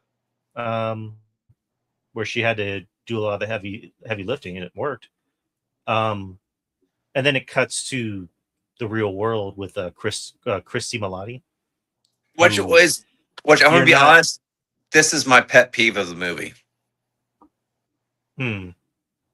Which you're gonna disagree with me with, but I'm just like, we didn't need this in the movie. Like this, bringing the real world stuff. I'm just like, with no end goal really in mind. It kind of pissed me off when I watched it. I was like, because I felt like, oh, we're gonna add this in to add more discomfort. We're gonna add more death. I was like, we're gonna add this all in. I'm not trying to spoil anything, but it's like we're gonna do all this just so we don't have a happy ending. I was like, we didn't need this middle part. in my opinion. I watched it and I was just like, oh, okay. I see the connection. I see what they're trying to do. They're trying to add, because they don't really explain what Buddy is. Because I saw your points on it, and that was my points too. I was like, okay, is Buddy a djinn? Is he a evil spirit? What is he? How's he making these families forget? Again, not trying to spoil anything. Um, but where we got from that to the ending, I wasn't satisfied. It kind of made me mad. I was like, okay, we're just doing this to sit there and add more. Um,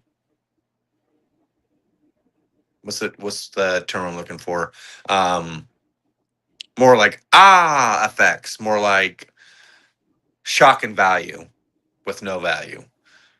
That's just what I took from it. I was just like, when saw that section come in, and I saw her character, uh, Topher Grace come in, I'm just like, and then it just all pretty much be wasted Yeah. for pretty much nothing. I didn't care for that. I'm just like, well, just take that 20 minutes out and just focus more on the kids.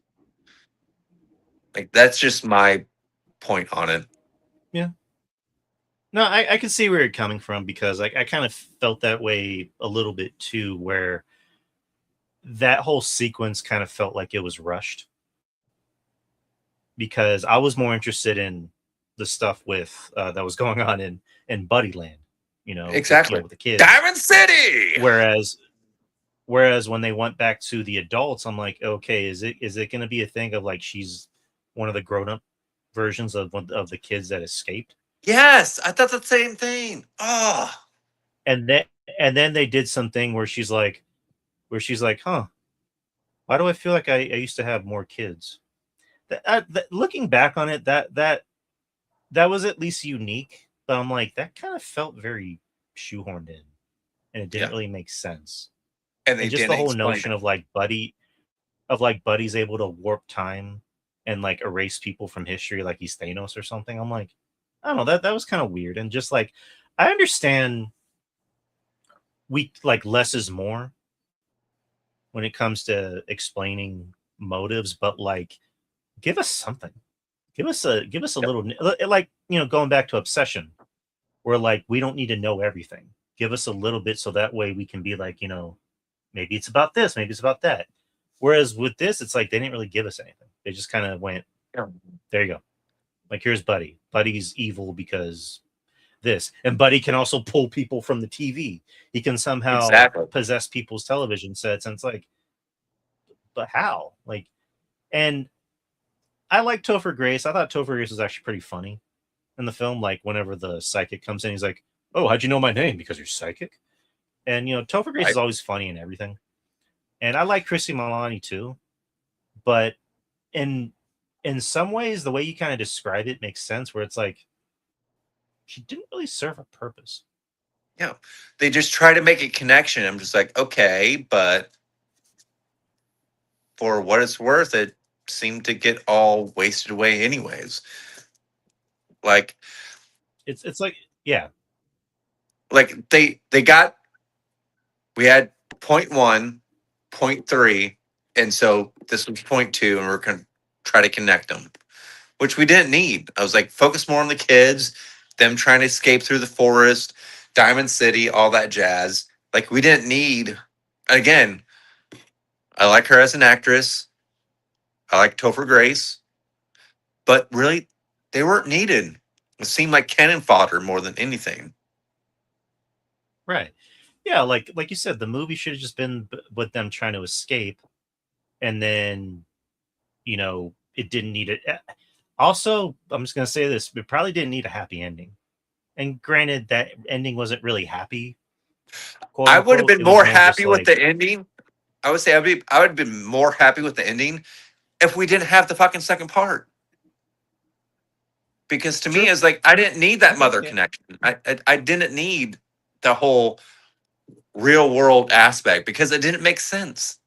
And that's what threw me no, off. That's it what didn't. made me not like this movie more because I was like, where's the connection? It's just like, oh, You're missing a child. Why? What happened? What is Buddy? How do you know Buddy? You How know, did you it's get sucked in? How yeah, did like you get sucked into yeah, Buddy's some world? yeah, like just and just I don't know. I don't want to give away too much because I'll be giving away Yeah, spoilers. But right, right, like right. just the ending where it's like, why? Why is all this? Oh, Yeah, and there's more than two buddies. There's also other mascots that are doing this shit. So I don't fucking know. yeah.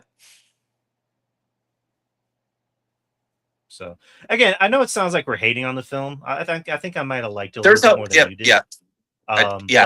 But You liked it more. I thought it was fine. There's just a lot of stuff that made me mad because it's just like right, stuff didn't add up. So I gave it right. a 6.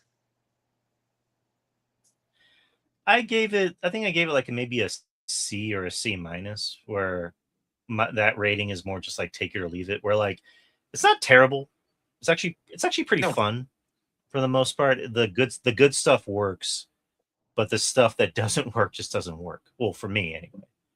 yeah, Um, same. Also the Michael Shannon voiced the cowboy puppet. Did you really? Oh shit! That was him. Shout out to what's his face too? That made the cameo. Howard. It Clint was cool to Howard. see him. Yes. It was cool to see him. I was like, oh, Anytime that guy Anytime that guy's in anything, I'm like, he's gonna play a fucking weird character. That whole sequence I thought was too fucking weird. Where like oh Clint my god. Howard, who is like a grown-up version of a kid that escaped, and then Yep. he's like trying to touch one of the kids. That kind of You got got it me for the uneasy. I'm like, face. where's this going? And then like the cowboy's like, oh, not good enough for you. And then they start making out. I'm like, Oh my this is god. fucking weird. Can you please kill the like that was me. I'm like, can these guys die already? This is fucking weird. They're too fucking weird. And then I Buddy know. just comes in and just like, I know. The thing is, when I saw Clint uh, Howard, I was like, oh, praise Jesus. I'm happy now. It's like whenever Clint Howard shows up, you know it's gonna get fucking off the rails. but again, Buddy, again, it was fun. I think it's a good film maybe to watch during Halloween with your friends. Yes. Yeah. So, but it's good. It's good that people are going out and watching more indie films and Yeah. like It did supporting, well. It did small. well. Yeah, and we'll get to that with the box office. So, Buddy was not for Joe. I liked it a little bit more, but I didn't love it. So, Passable. decide for yourself how you feel about that movie. A movie I really didn't like at all was It Ends, which I watched the next day. I just didn't like it. Like these kind of movies, I can kind of already tell what I was in for, because like this isn't straight up horror. It's more thriller. I guess it's trying to be elevated horror. It kind of reminded me of Exit 8, but I thought Exit 8 was better. Ooh, okay. I Like love Exit that 8 was today. very Exit 8 I thought had more oomph to it, and I thought kind of stuck the landing a little better, even though it was very slow. It was very much a slow burn. This is a slow, slow, slow burn. Can I And ask you a quick question real quick? I genuinely don't like using this word. Go ahead. I was gonna say it ends. How do you compare it to It Follows? Because I know It Follows is very hit or miss movie with people. I mean, I don't like It Follows either. I know you didn't. So that's That's why I'm probably the wrong asking. question. That's what I'm asking because I'm with Draper. I like It Follows. So I like similarities, or I is mean, it ends I'll literally like I'll say It Follows at least had something to it that was keeping my interest, whereas It Ends was just like, again, I had to fight the B word, which was boring, and this movie was just boring. Like it had it had unknowns, which I'm always a fan of, seeing more fresh faces. And in the beginning, I'll say it invested me in the characters, but just the payoff and going back to what I said about Buddy, where it's like, why? Why is this happening? Give us an explanation. Why are these people driving on this endless road that their car all of a sudden doesn't run out of gas? And like, what happens? Like, why is this the thing? Are they in hell? Or are they in purgatory? Are they trapped by demons? Like, no, like none of these things are happening. And then when the movie ends, it just continues. Oh, If that makes sense. Like, it it doesn't really does. have a payoff. Yeah. And yeah, when it ended, I went, so we're continuing? Like, what the fuck? So So it's it like wasn't the for me. I end. didn't like it. It's like, this is the end. Now this is your prize. You have to continue this shit. It's like, well, that's kind of a boo. So, Oh, shame. did you watch it? It was on my list, but I did not watch it. Okay. Again, I will say this. It struck me as a critics movie Okay. more than an audience movie. So because like I saw the critic score was high, the audience score was low, so that kind of was very telling. So it's one of But those movies that where that like is people stand up at cons for 10 minutes going, probably, it's like the film bros that are like, it says something. People just don't understand it. I'm like, I understood it and I don't care. And you still didn't explain shit to me at the same time. But that is my review on It Ends. And lastly, I watched a movie that Joe suggested a while back, oh, and that geez. is Yep. Don't Don't Say Good Luck, which is a Netflix film done by Isn't it? Happy Madison, which is a Wasn't it so funny? Wasn't it so funny? oh man, Anywho, so funny that I was. But this was a Happy Madison film, but it's not really an Adam Sandler Happy Madison film. It's directed by somebody else. I believe the director's name is Julia Hart, not to be mhm. confused with A.W. Wrestler Julia Hart. But this stars Adam Sandler's kid, Sonny Sandler, Yep. and again, it's a trope movie, but not really. Like, because I've seen this kind of story before, and But it like this isn't doesn't really called have a. the yeah, like it doesn't have the tropes that I assume it has. Where I'm like, oh, there's who I think is going to be the bitchy character, the bitchy mean girl character, but then she ends up not being bitchy mean girl character. And oh, there's the good looking love interest guy, and he's not the love interest guy. Like this is more of like almost like an independent thinking movie where like the main character of of Sophie, she's more just like, yeah, I want to fall in love, but you know what? I have my friends and I have my family. I'm happy. I mean, I'm obviously not happy with what's going on, but like, I still have the people in my life that love me. I don't need a Coming of boyfriend. age. Right. And very much like you said, coming of age. And it does have the Sandlerisms. It does have, John Lovitz, who's in it very sparingly. He plays, the guy working with her dad. At the And baker. he's funny. And he's funny whenever he's on screen. You have Steve Buscemi, who's married to what's her name, Melanie Klinsky's parents in the movie, Yes. and they're good. It's funny with Steve Buscemi. Like I think people have been more exposed to him in comedy that they forget how good of a dramatic actor he is, and he does have some good dramatic scenes. Yep. Small but good.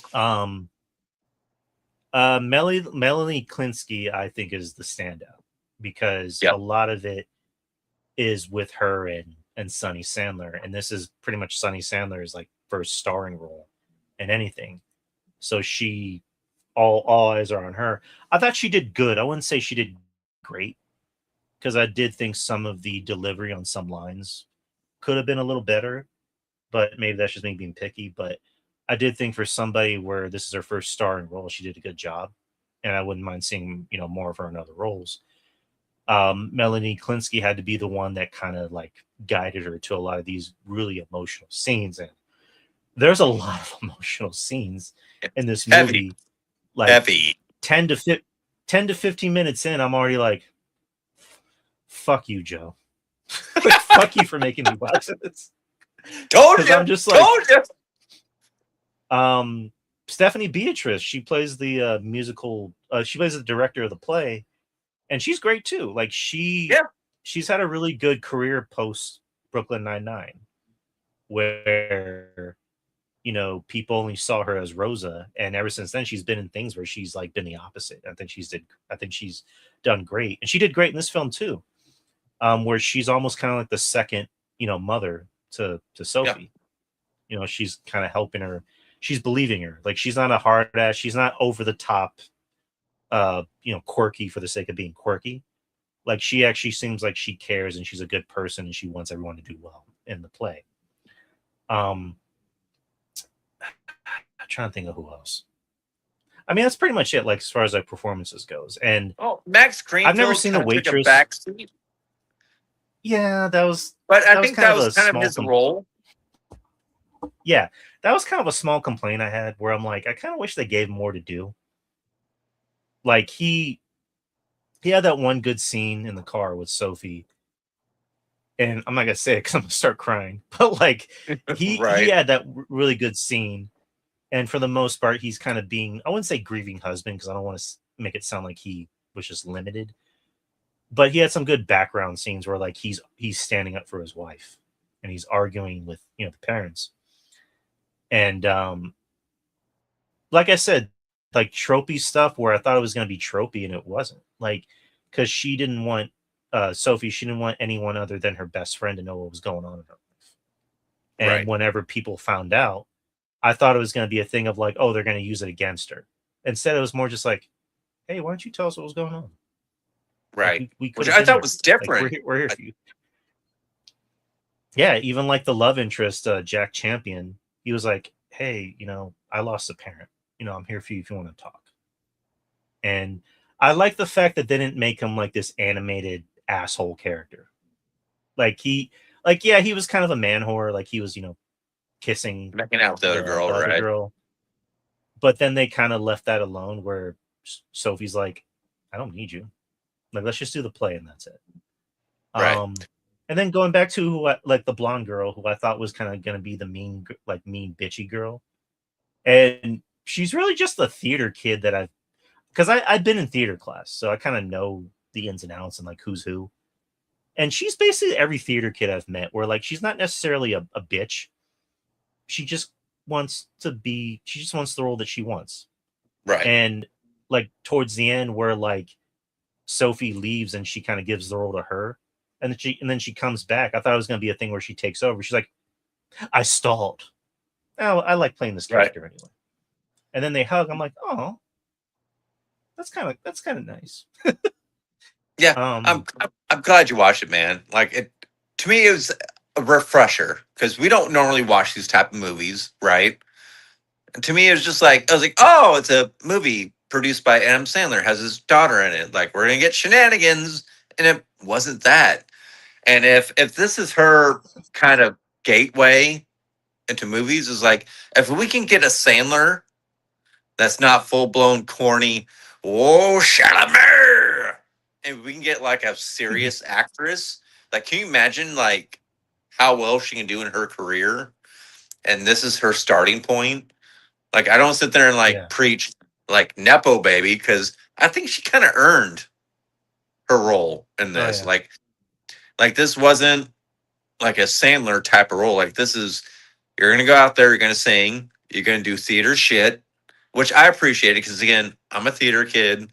Them doing the exercises, I was like, when I saw that, I was like, oh fuck, that's a callback to me in college. Them doing those fucking exercises, like goddamn. And again, just the small stuff, just seeing, Lovitz in this very small role that he has as a fucking baker going, nobody wants this. We want a bagel. Just like I was like, I loved it. It's like very small, but it's very just like it's like at the back of my mind, I'm like, oh, that's Sandler, like loving on his friends. And again, Yeah. Buscemi, who can fucking act his ass off when he needs to. And again, that scene Mhm. where he takes Sonny up and he's just like, "You want to talk? Well, if you don't want to talk to me, you Yeah. need to talk to somebody." Like that scene fucking broke me. I was like, "Fuck, I've been there before." So just like it's a great film. I'm glad you watched it, and I recommend anybody to watch it. But just know you probably might need a few Kleenexes and whatnot. Yeah. Everybody gets their emotional scenes in this one. Yeah. Fuck. God damn it. Stephanie Beatriz, she has a good scene with Sonny Sandler in the hallway. And I'm like, Yes. oh my God. Oh my God, this movie will not stop. Like, please stop. You're killing me. I'm a grown adult man. But I'm gonna stop before I cry. I don't say good luck. Worth a watch. Yes. It's on Netflix. And if you don't feel something, you're a monster. I don't know what else to tell you. You're an awful person. It's stupid. But let's get to something. Was there anything else you watched other than Yes. I did watch something, and I was waiting for you to get through all this because I watched something that you can buy on Fandango or Apple. But I watched part one of Nightfall. the Batman one, right? Yes, it is Mm. so freaking good. Again, you can watch it on Apple or Fandango um, if you want to buy it. But it is straight from. You see what I did? I I know got told to exactly do what you did. that. I got told to do that instead of saying other stuff. Um, but it is straight from the 1993. You good, Sean Russap? Are you good over there? I was I was blowing my nose. Continue. Sorry, I know what you were doing, but it made me laugh. It's straight from the 1993. Continue. Straight from the 1993 comic, which I love. If you never read Nightfall, I really recommend it. It is a Bane, like part one is very much a Bane story as it is a Batman story. And you just need to watch it because it goes like one thing I love about what DC does that Marvel hasn't quite capitalized on is their freaking animated films. Like Nightfall goes hard. It goes hard in the first 15 minutes. Because in the first 15 minutes, it's sorry, heartburn. Azazel tackling Batman's villains, and Batman's coming and going, dude, calm the fuck down. And Azazel's like, I'm doing this for God. And he's like slicing people and whatnot. And it goes from there to the backstory of Bane. And it does a really good job doing the backstory of Bane from being a baby to growing up in the prison to his reasoning why he wants to get to Gotham. And then after that, it's pure fucking chaos about Batman not getting sleep, not eating, trying to take out all the villains that escaped from Arkham. And this is going to be a 3-part series up until I think the third part comes out the first part of 2028. So I think they're going to drag this shit out. Right. So I'm excited. Like, have you read Nightfall or know about it? I have Yeah, I know it's. I mean, I know it's about. It's when spoilers. And that's what the first part ends. And it ends on a sour note. Like it like pretty much ends Bane going, "This is your hero," and like, is Batman dead? That's it. Spoilers. This is based off a comic from 1993, so I'm not trying to ruin anything. But the thing I love is the fact when I watch this, I see so much of what Nolan got inspiration of for Dark Knight Rises. And I was like, oh shit, Mm-hmm. he got this from this. He got this from this. And the thing is, this is the first time in a long time where I've seen Bane not look like a doofus. Like Bane is smart. Bane is calculating. He hides in the Mm-hmm. shadows. He's seeing what Batman does.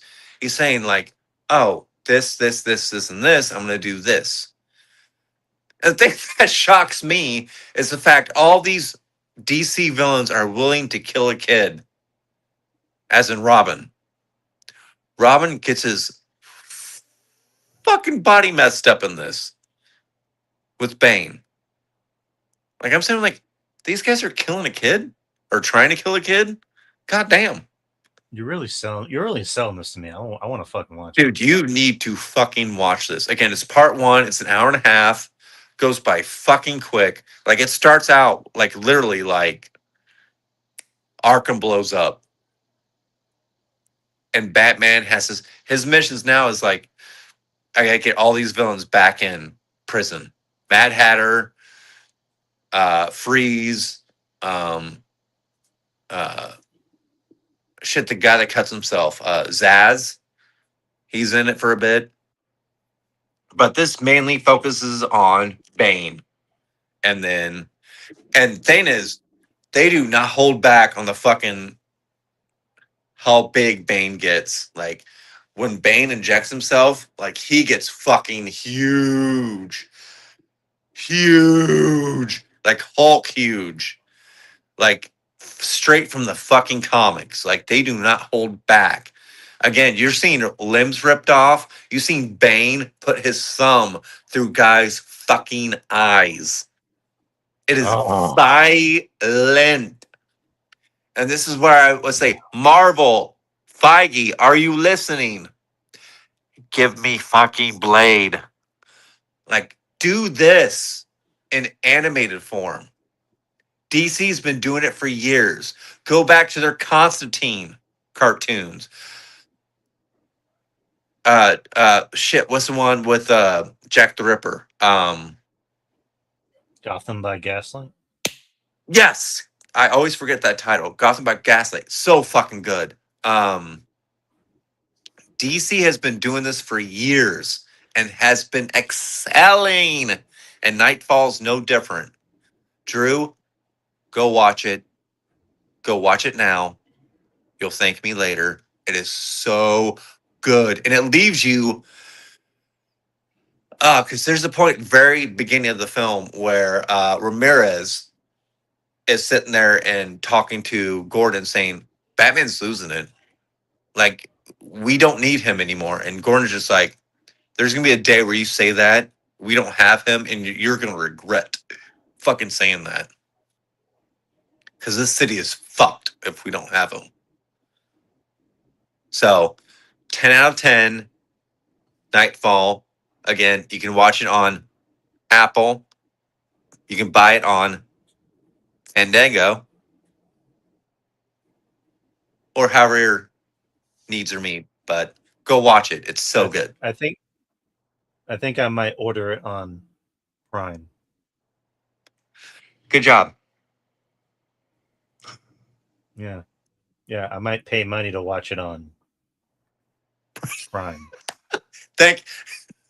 I was told to start doing that instead of the other way because we're so sly. And since we're Exactly. We're making very. money,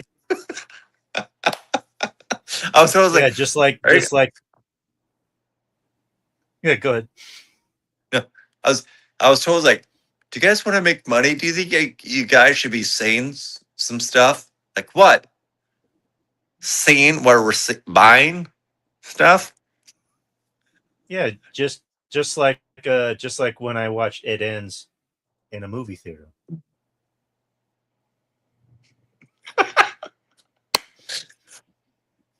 I'm getting laughed at right now.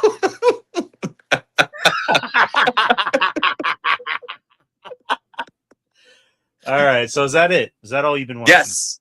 Yes. All right, let's talk about the most recent episode of Lanterns, or episode Oof. 3, which to me so far the best episode of the season, or the series. Wow. Opposite what I've been hearing. A lot of people are hating. Yeah, well, they're racist. Anyway, so this episode we got to see more insight into Jon Stewart, and from what I heard, Jon Stewart doesn't really have a backstory in the comics. So this is kind of like the first official like origin story for Jon Stewart, and it goes in a way that just it's not expected, and they make it work, and it feels genuine and earned.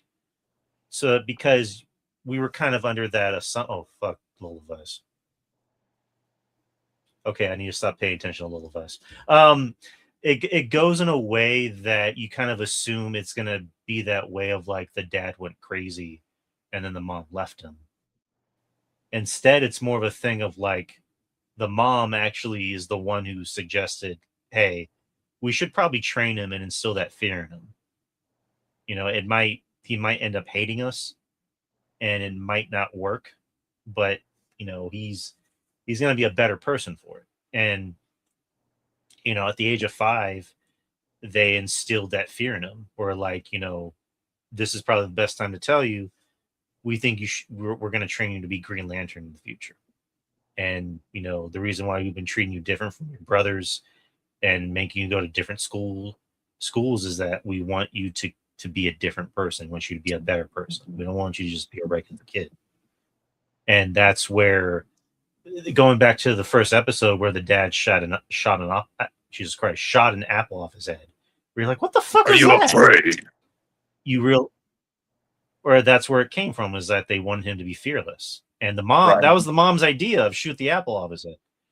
And when the dad didn't want to do it originally, he's like, what the fuck? And then he does it anyway. And like John's like, hey dad, applesauce. And then, you know, after every time he would do it, you know, they'd be like, hey, let's go get a cheeseburger. Which I think that's what led to him being a vegan, because he's like, I don't want any more cheeseburgers. I hate cheeseburgers. Which I'm like, but it also isn't like they didn't try to make them seem like they were too crazy. Like they are obviously crazy, but like they, at the same time, there was love. Like they obviously loved John. They loved their kids. They just wanted to help John not be afraid of things at a very young age. Like there's one scene where they just have him walk, like get out of the car and just walk home, you know, in a bad neighborhood. And he gets home, but you start to kind of see their, like the parents be like, is this the right idea? Like, are the guardians even looking out for us? Like even John, when he gets home, he like lays down in his bed, starts crying because he's like, I don't know if I can take this anymore. You know, he had that small moment of weakness. And he still continues to be that way. He still continues to, you know, be fearless, you know, going as far as joining the Marines because of his dad.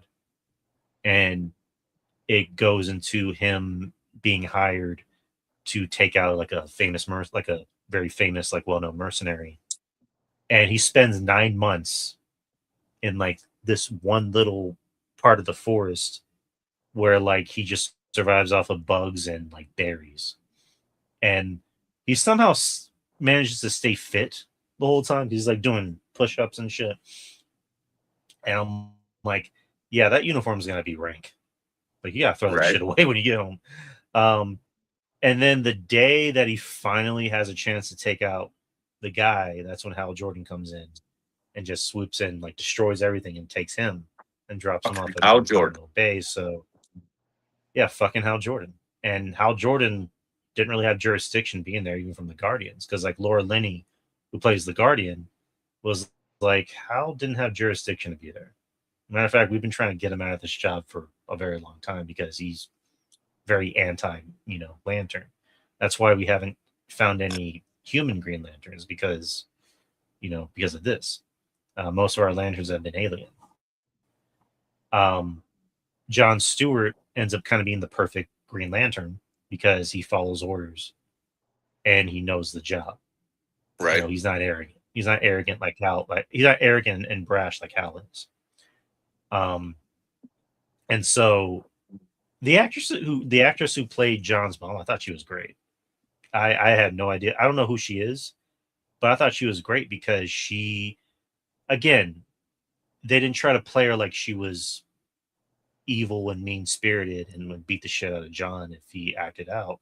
She was more just like, I'm trying to make sure he doesn't have any fear in him. Because like earlier in the episode, the Guardian, played by Laura Linney, she meets up with John's mom, and she says, do you like? Obviously, you don't know how race works because you're from another planet. But do you know what it's like? Do you even know the idea of having to ask a black man, is he afraid? Because that's something they have to deal with every single day, is being persecuted. And then we have to rise above it and be better versions of ourselves. So they brought in, I mean, it sounds kind of douchey to say out loud, like, white splaining it, but like, they bring in race and they make it work, where it's like, this isn't just about, this is about a black man taking over the mantle of Green Lantern, but it means so much more than that. And it feels earned. Again, I don't know if I'm the right person to say that, but like, that's kind of how it came across. Like this is almost like what they were trying to do with Sam Wilson taking over the mantle of Captain America. But this almost feels like it's more earned and more genuine. You know what I mean? Because like eventually, obviously, he's gonna, have the ring and everything because he's shown up in a Man of Tomorrow. But Damon Lindelof, who's the showrunner, again, a white guy that somehow is good at telling stories about, social issues and race issues. I mean, he did that with the last show, which is Watchmen. So like he was able to make it work with this, and John eventually he gets dishonorably discharged because he's basically the guy left carrying the bag. Taking the fall. Yep. They're not going to touch. Yeah, they're not going to touch Hal because he's untouchable. He's the Green Lantern, and the U.S. government can just say, "Well, we got out of there as soon as we, found the heat." Whereas John pretty much knew that he was going to be the patsy, and he got dishonorably discharged. So he goes home. His mom says, "Hey, I fill an application for art school because you always want to be an artist," which kind of plays into him being a Green Lantern because he has to come up with creative ideas. Yes. With the ring. So he goes to art school. He meets up with this random dude with a beard who's like, "You're obviously somebody, but we got to build up to that." Where the guy's like, draw the building we're in, and he draws it, and he's like, "I want you to think of something else. Think of your father's watch. Now manifest it with this." And it's a Green Lantern ring. Boom. And he does it, and then he like throws something on the ground. He's like, "Go ahead, jump to your interview that you've been waiting for your whole life." And that full circle comes back to how the episode began, where John's falling out of the sky, and you hear jump, and he falls onto these mattresses, and he meets up with Laura Linney. So then it cuts back to Laura Linney saying like, we want to offer you the job because we want you to be Hal's replacement." And so Hal already knows about it because John's going back home, and then Hal's there like, "Hey, Junior." He's like, "I'll just meet with your parents. They're great people, really salt earth people." And then, he goes outside and talks to him. He's like, "Are you starstruck or shy?" "No, sir." "Oh, that's great. Here's one thing. I don't need a fucking backup. I don't need to be replaced. The only way you're getting this ring off me is from my cold fucking dead body. See you on Monday." and then he flies away, and they play this Outcast song that I haven't heard since I was in 6th grade, which is called Yep. Gasoline Dreams. And the Yep. title of the episode is called Outcast. And earlier in the episode was the AT Alien song, where like Oh young yeah. Yeah. John's singing it to his brothers. So I thought that song at the end kind of added to the moment in a way that I didn't think it would, because it really doesn't have anything to do with anything. But I'm like, oh, they made it work. Cool. And it's like, wow, you're bringing back music from my era. A very obscure song that only I remember. Um, but yeah, that's how the episode ends, where it's a great origin story for Jon Stewart. Yeah. Aaron Pierre, he pretty much acts his ass off on this show, on this episode. The parents, mainly the mother, I thought she was great. I can't think for the life of me, I can't think of her name, but I thought she was amazing. And also I guess the younger John, I thought he was pretty good too. So I rambled long enough. What'd you think of the episode? Well, here's the thing. I liked it. I know this episode got a lot of hate online from people who know a lot more about lanterns than I do, which I know none. But since Laura Linney is in this episode, I get to say this. I don't know shit about fuck about lanterns. And that's why I'm liking this season, because I don't know shit. Me too. Mm-hmm. And I'm liking it. So I'm sorry for anybody who is hating this season. I'm taking it as a ride. And I'm glad I got to use an Ozarks meme because it felt appropriate. The thing is, I don't know anything about the Guardians. I don't know anything about Manhunters or where Green Lanterns get their rings from. I'm just liking the show. That's it. To me, it was a good episode. That's where I'm at. Very, very good episode. But yeah, Lanterns still continues to impress. I guess we kind of already know what's going to happen to a certain character, which spoilers, it's Hal, or is it? But Time changes. But it's all about how we get there, because I think Yep. next week, I don't know if it's next week or the week after, Fillion's coming in as a guy. Well, with past few, no matter what the series is, it always seems like episode 4 is a changer. So we could be getting some drastic changes.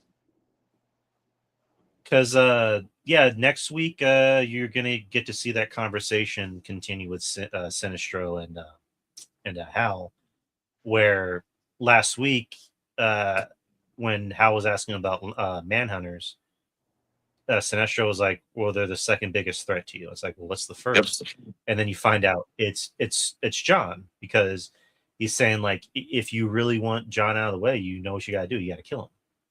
And even Hal's like, "He's my replacement. I know he's my replacement." So yeah, next week, that's kind of the gist of it.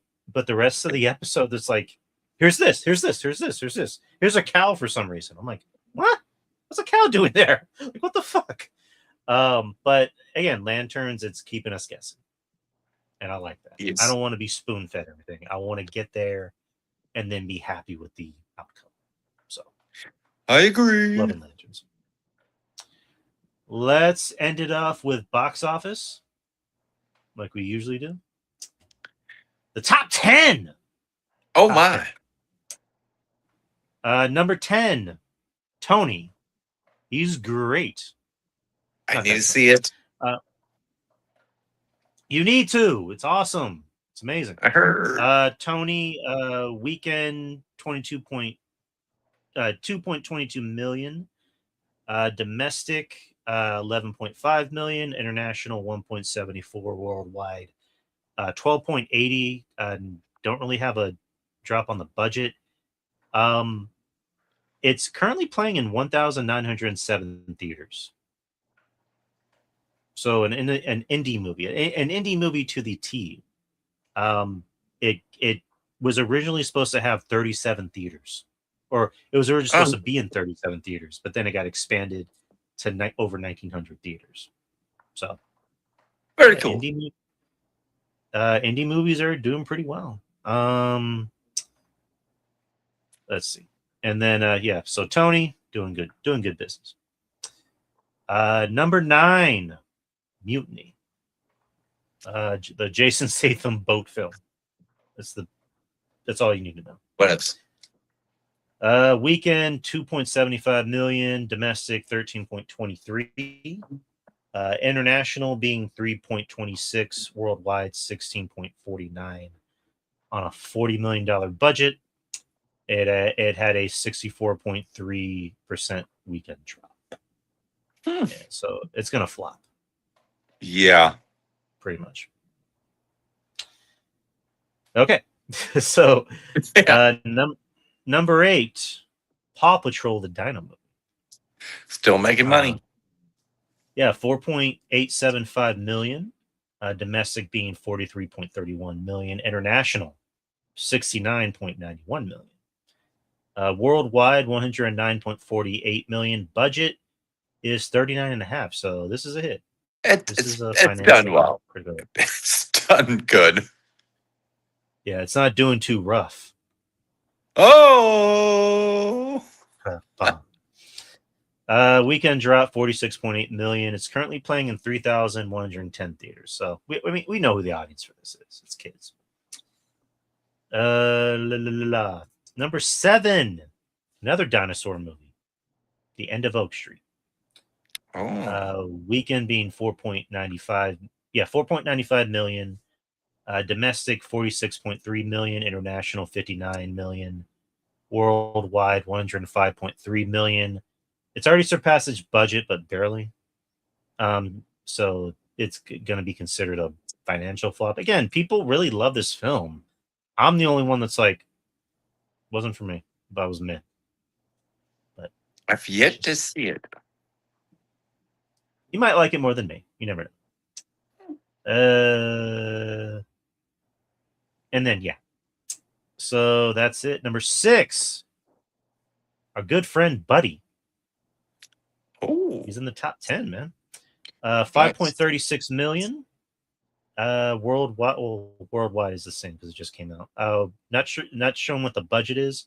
If you had to guess what the budget is, would you say it's maybe anywhere in the area of maybe like 10 million and below or less? Oh, definitely. I would say probably 6.5 mil. Fair enough.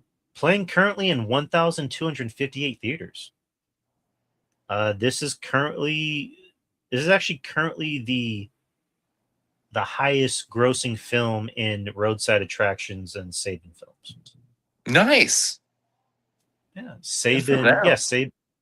Yeah, well, because I thought it was A24, and then it was like roadside attractions. I'm like, roadside attractions. All right, well, good. Again, good for them. I'm happy. I'm happy that this theater is doing well. I'm happy that the theater I was at was pretty, I wouldn't say fully packed because it was kind of a small theater, but right. Yeah, it was packed nonetheless. So I'm happy that indie films are doing well, and not just horror. We were just talking about Tony. Tony's financially doing well. So happy for Buddy. I don't want Buddy to harm me. We have to keep Buddy happy. Go, Buddy. Hey, Joe, give me a hug. No.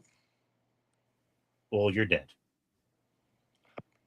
Number 5, The Dog Stars.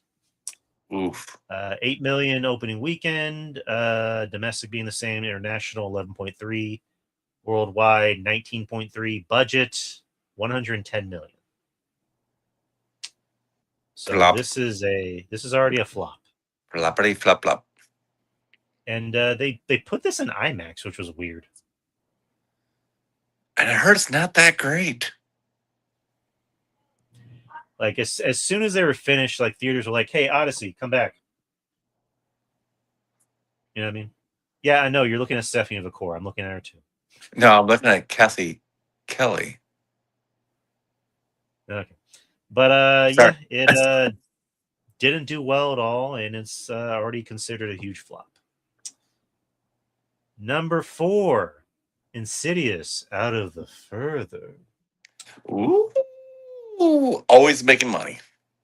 Weekend being 10.10 million, domestic 43.63 million, international 66 point. Listen to this, man. International 66.6 million. 666. The devil wins again. Ooh. Worldwide being 110.23 million on a budget of 18 million. So this is a hit, and they're going to continue making more Insidious. Yeah. And good for them. Number 3, The Odyssey. Still making money. Hell yeah. Weekend being 14.3 million, domestic 563.82 million, international 988.78 million. Worldwide 1.553 billion. Oh my gosh. On a $250 million budget, it had a drop of 27.4 million. Still not bad. My matter. God. Another crazy statistic, because this is what ChatGPT gave me. The movie was shot across 6 countries, used approximately 2.1 million feet of IMAX 70 millimeter, Jesus Christ, 70 millimeter film. God damn it. Employed thousands of extras and featured enormous practical sets. A reported production budget was 250 million. We kind of already knew that. So it's currently the highest grossing rated R film of all time. So we're gonna get Odyssey 2 Electric Boogaloo. Oh. Number 2, we were just talking about this film, Coyote versus Acme. Weekend being 15.47 million. Domestic, the same. Worldwide reported as the same, which is 15.47. Budget being 70 mil. Yeah, I mean, it's the highest grossing film in catch-up entertainment history.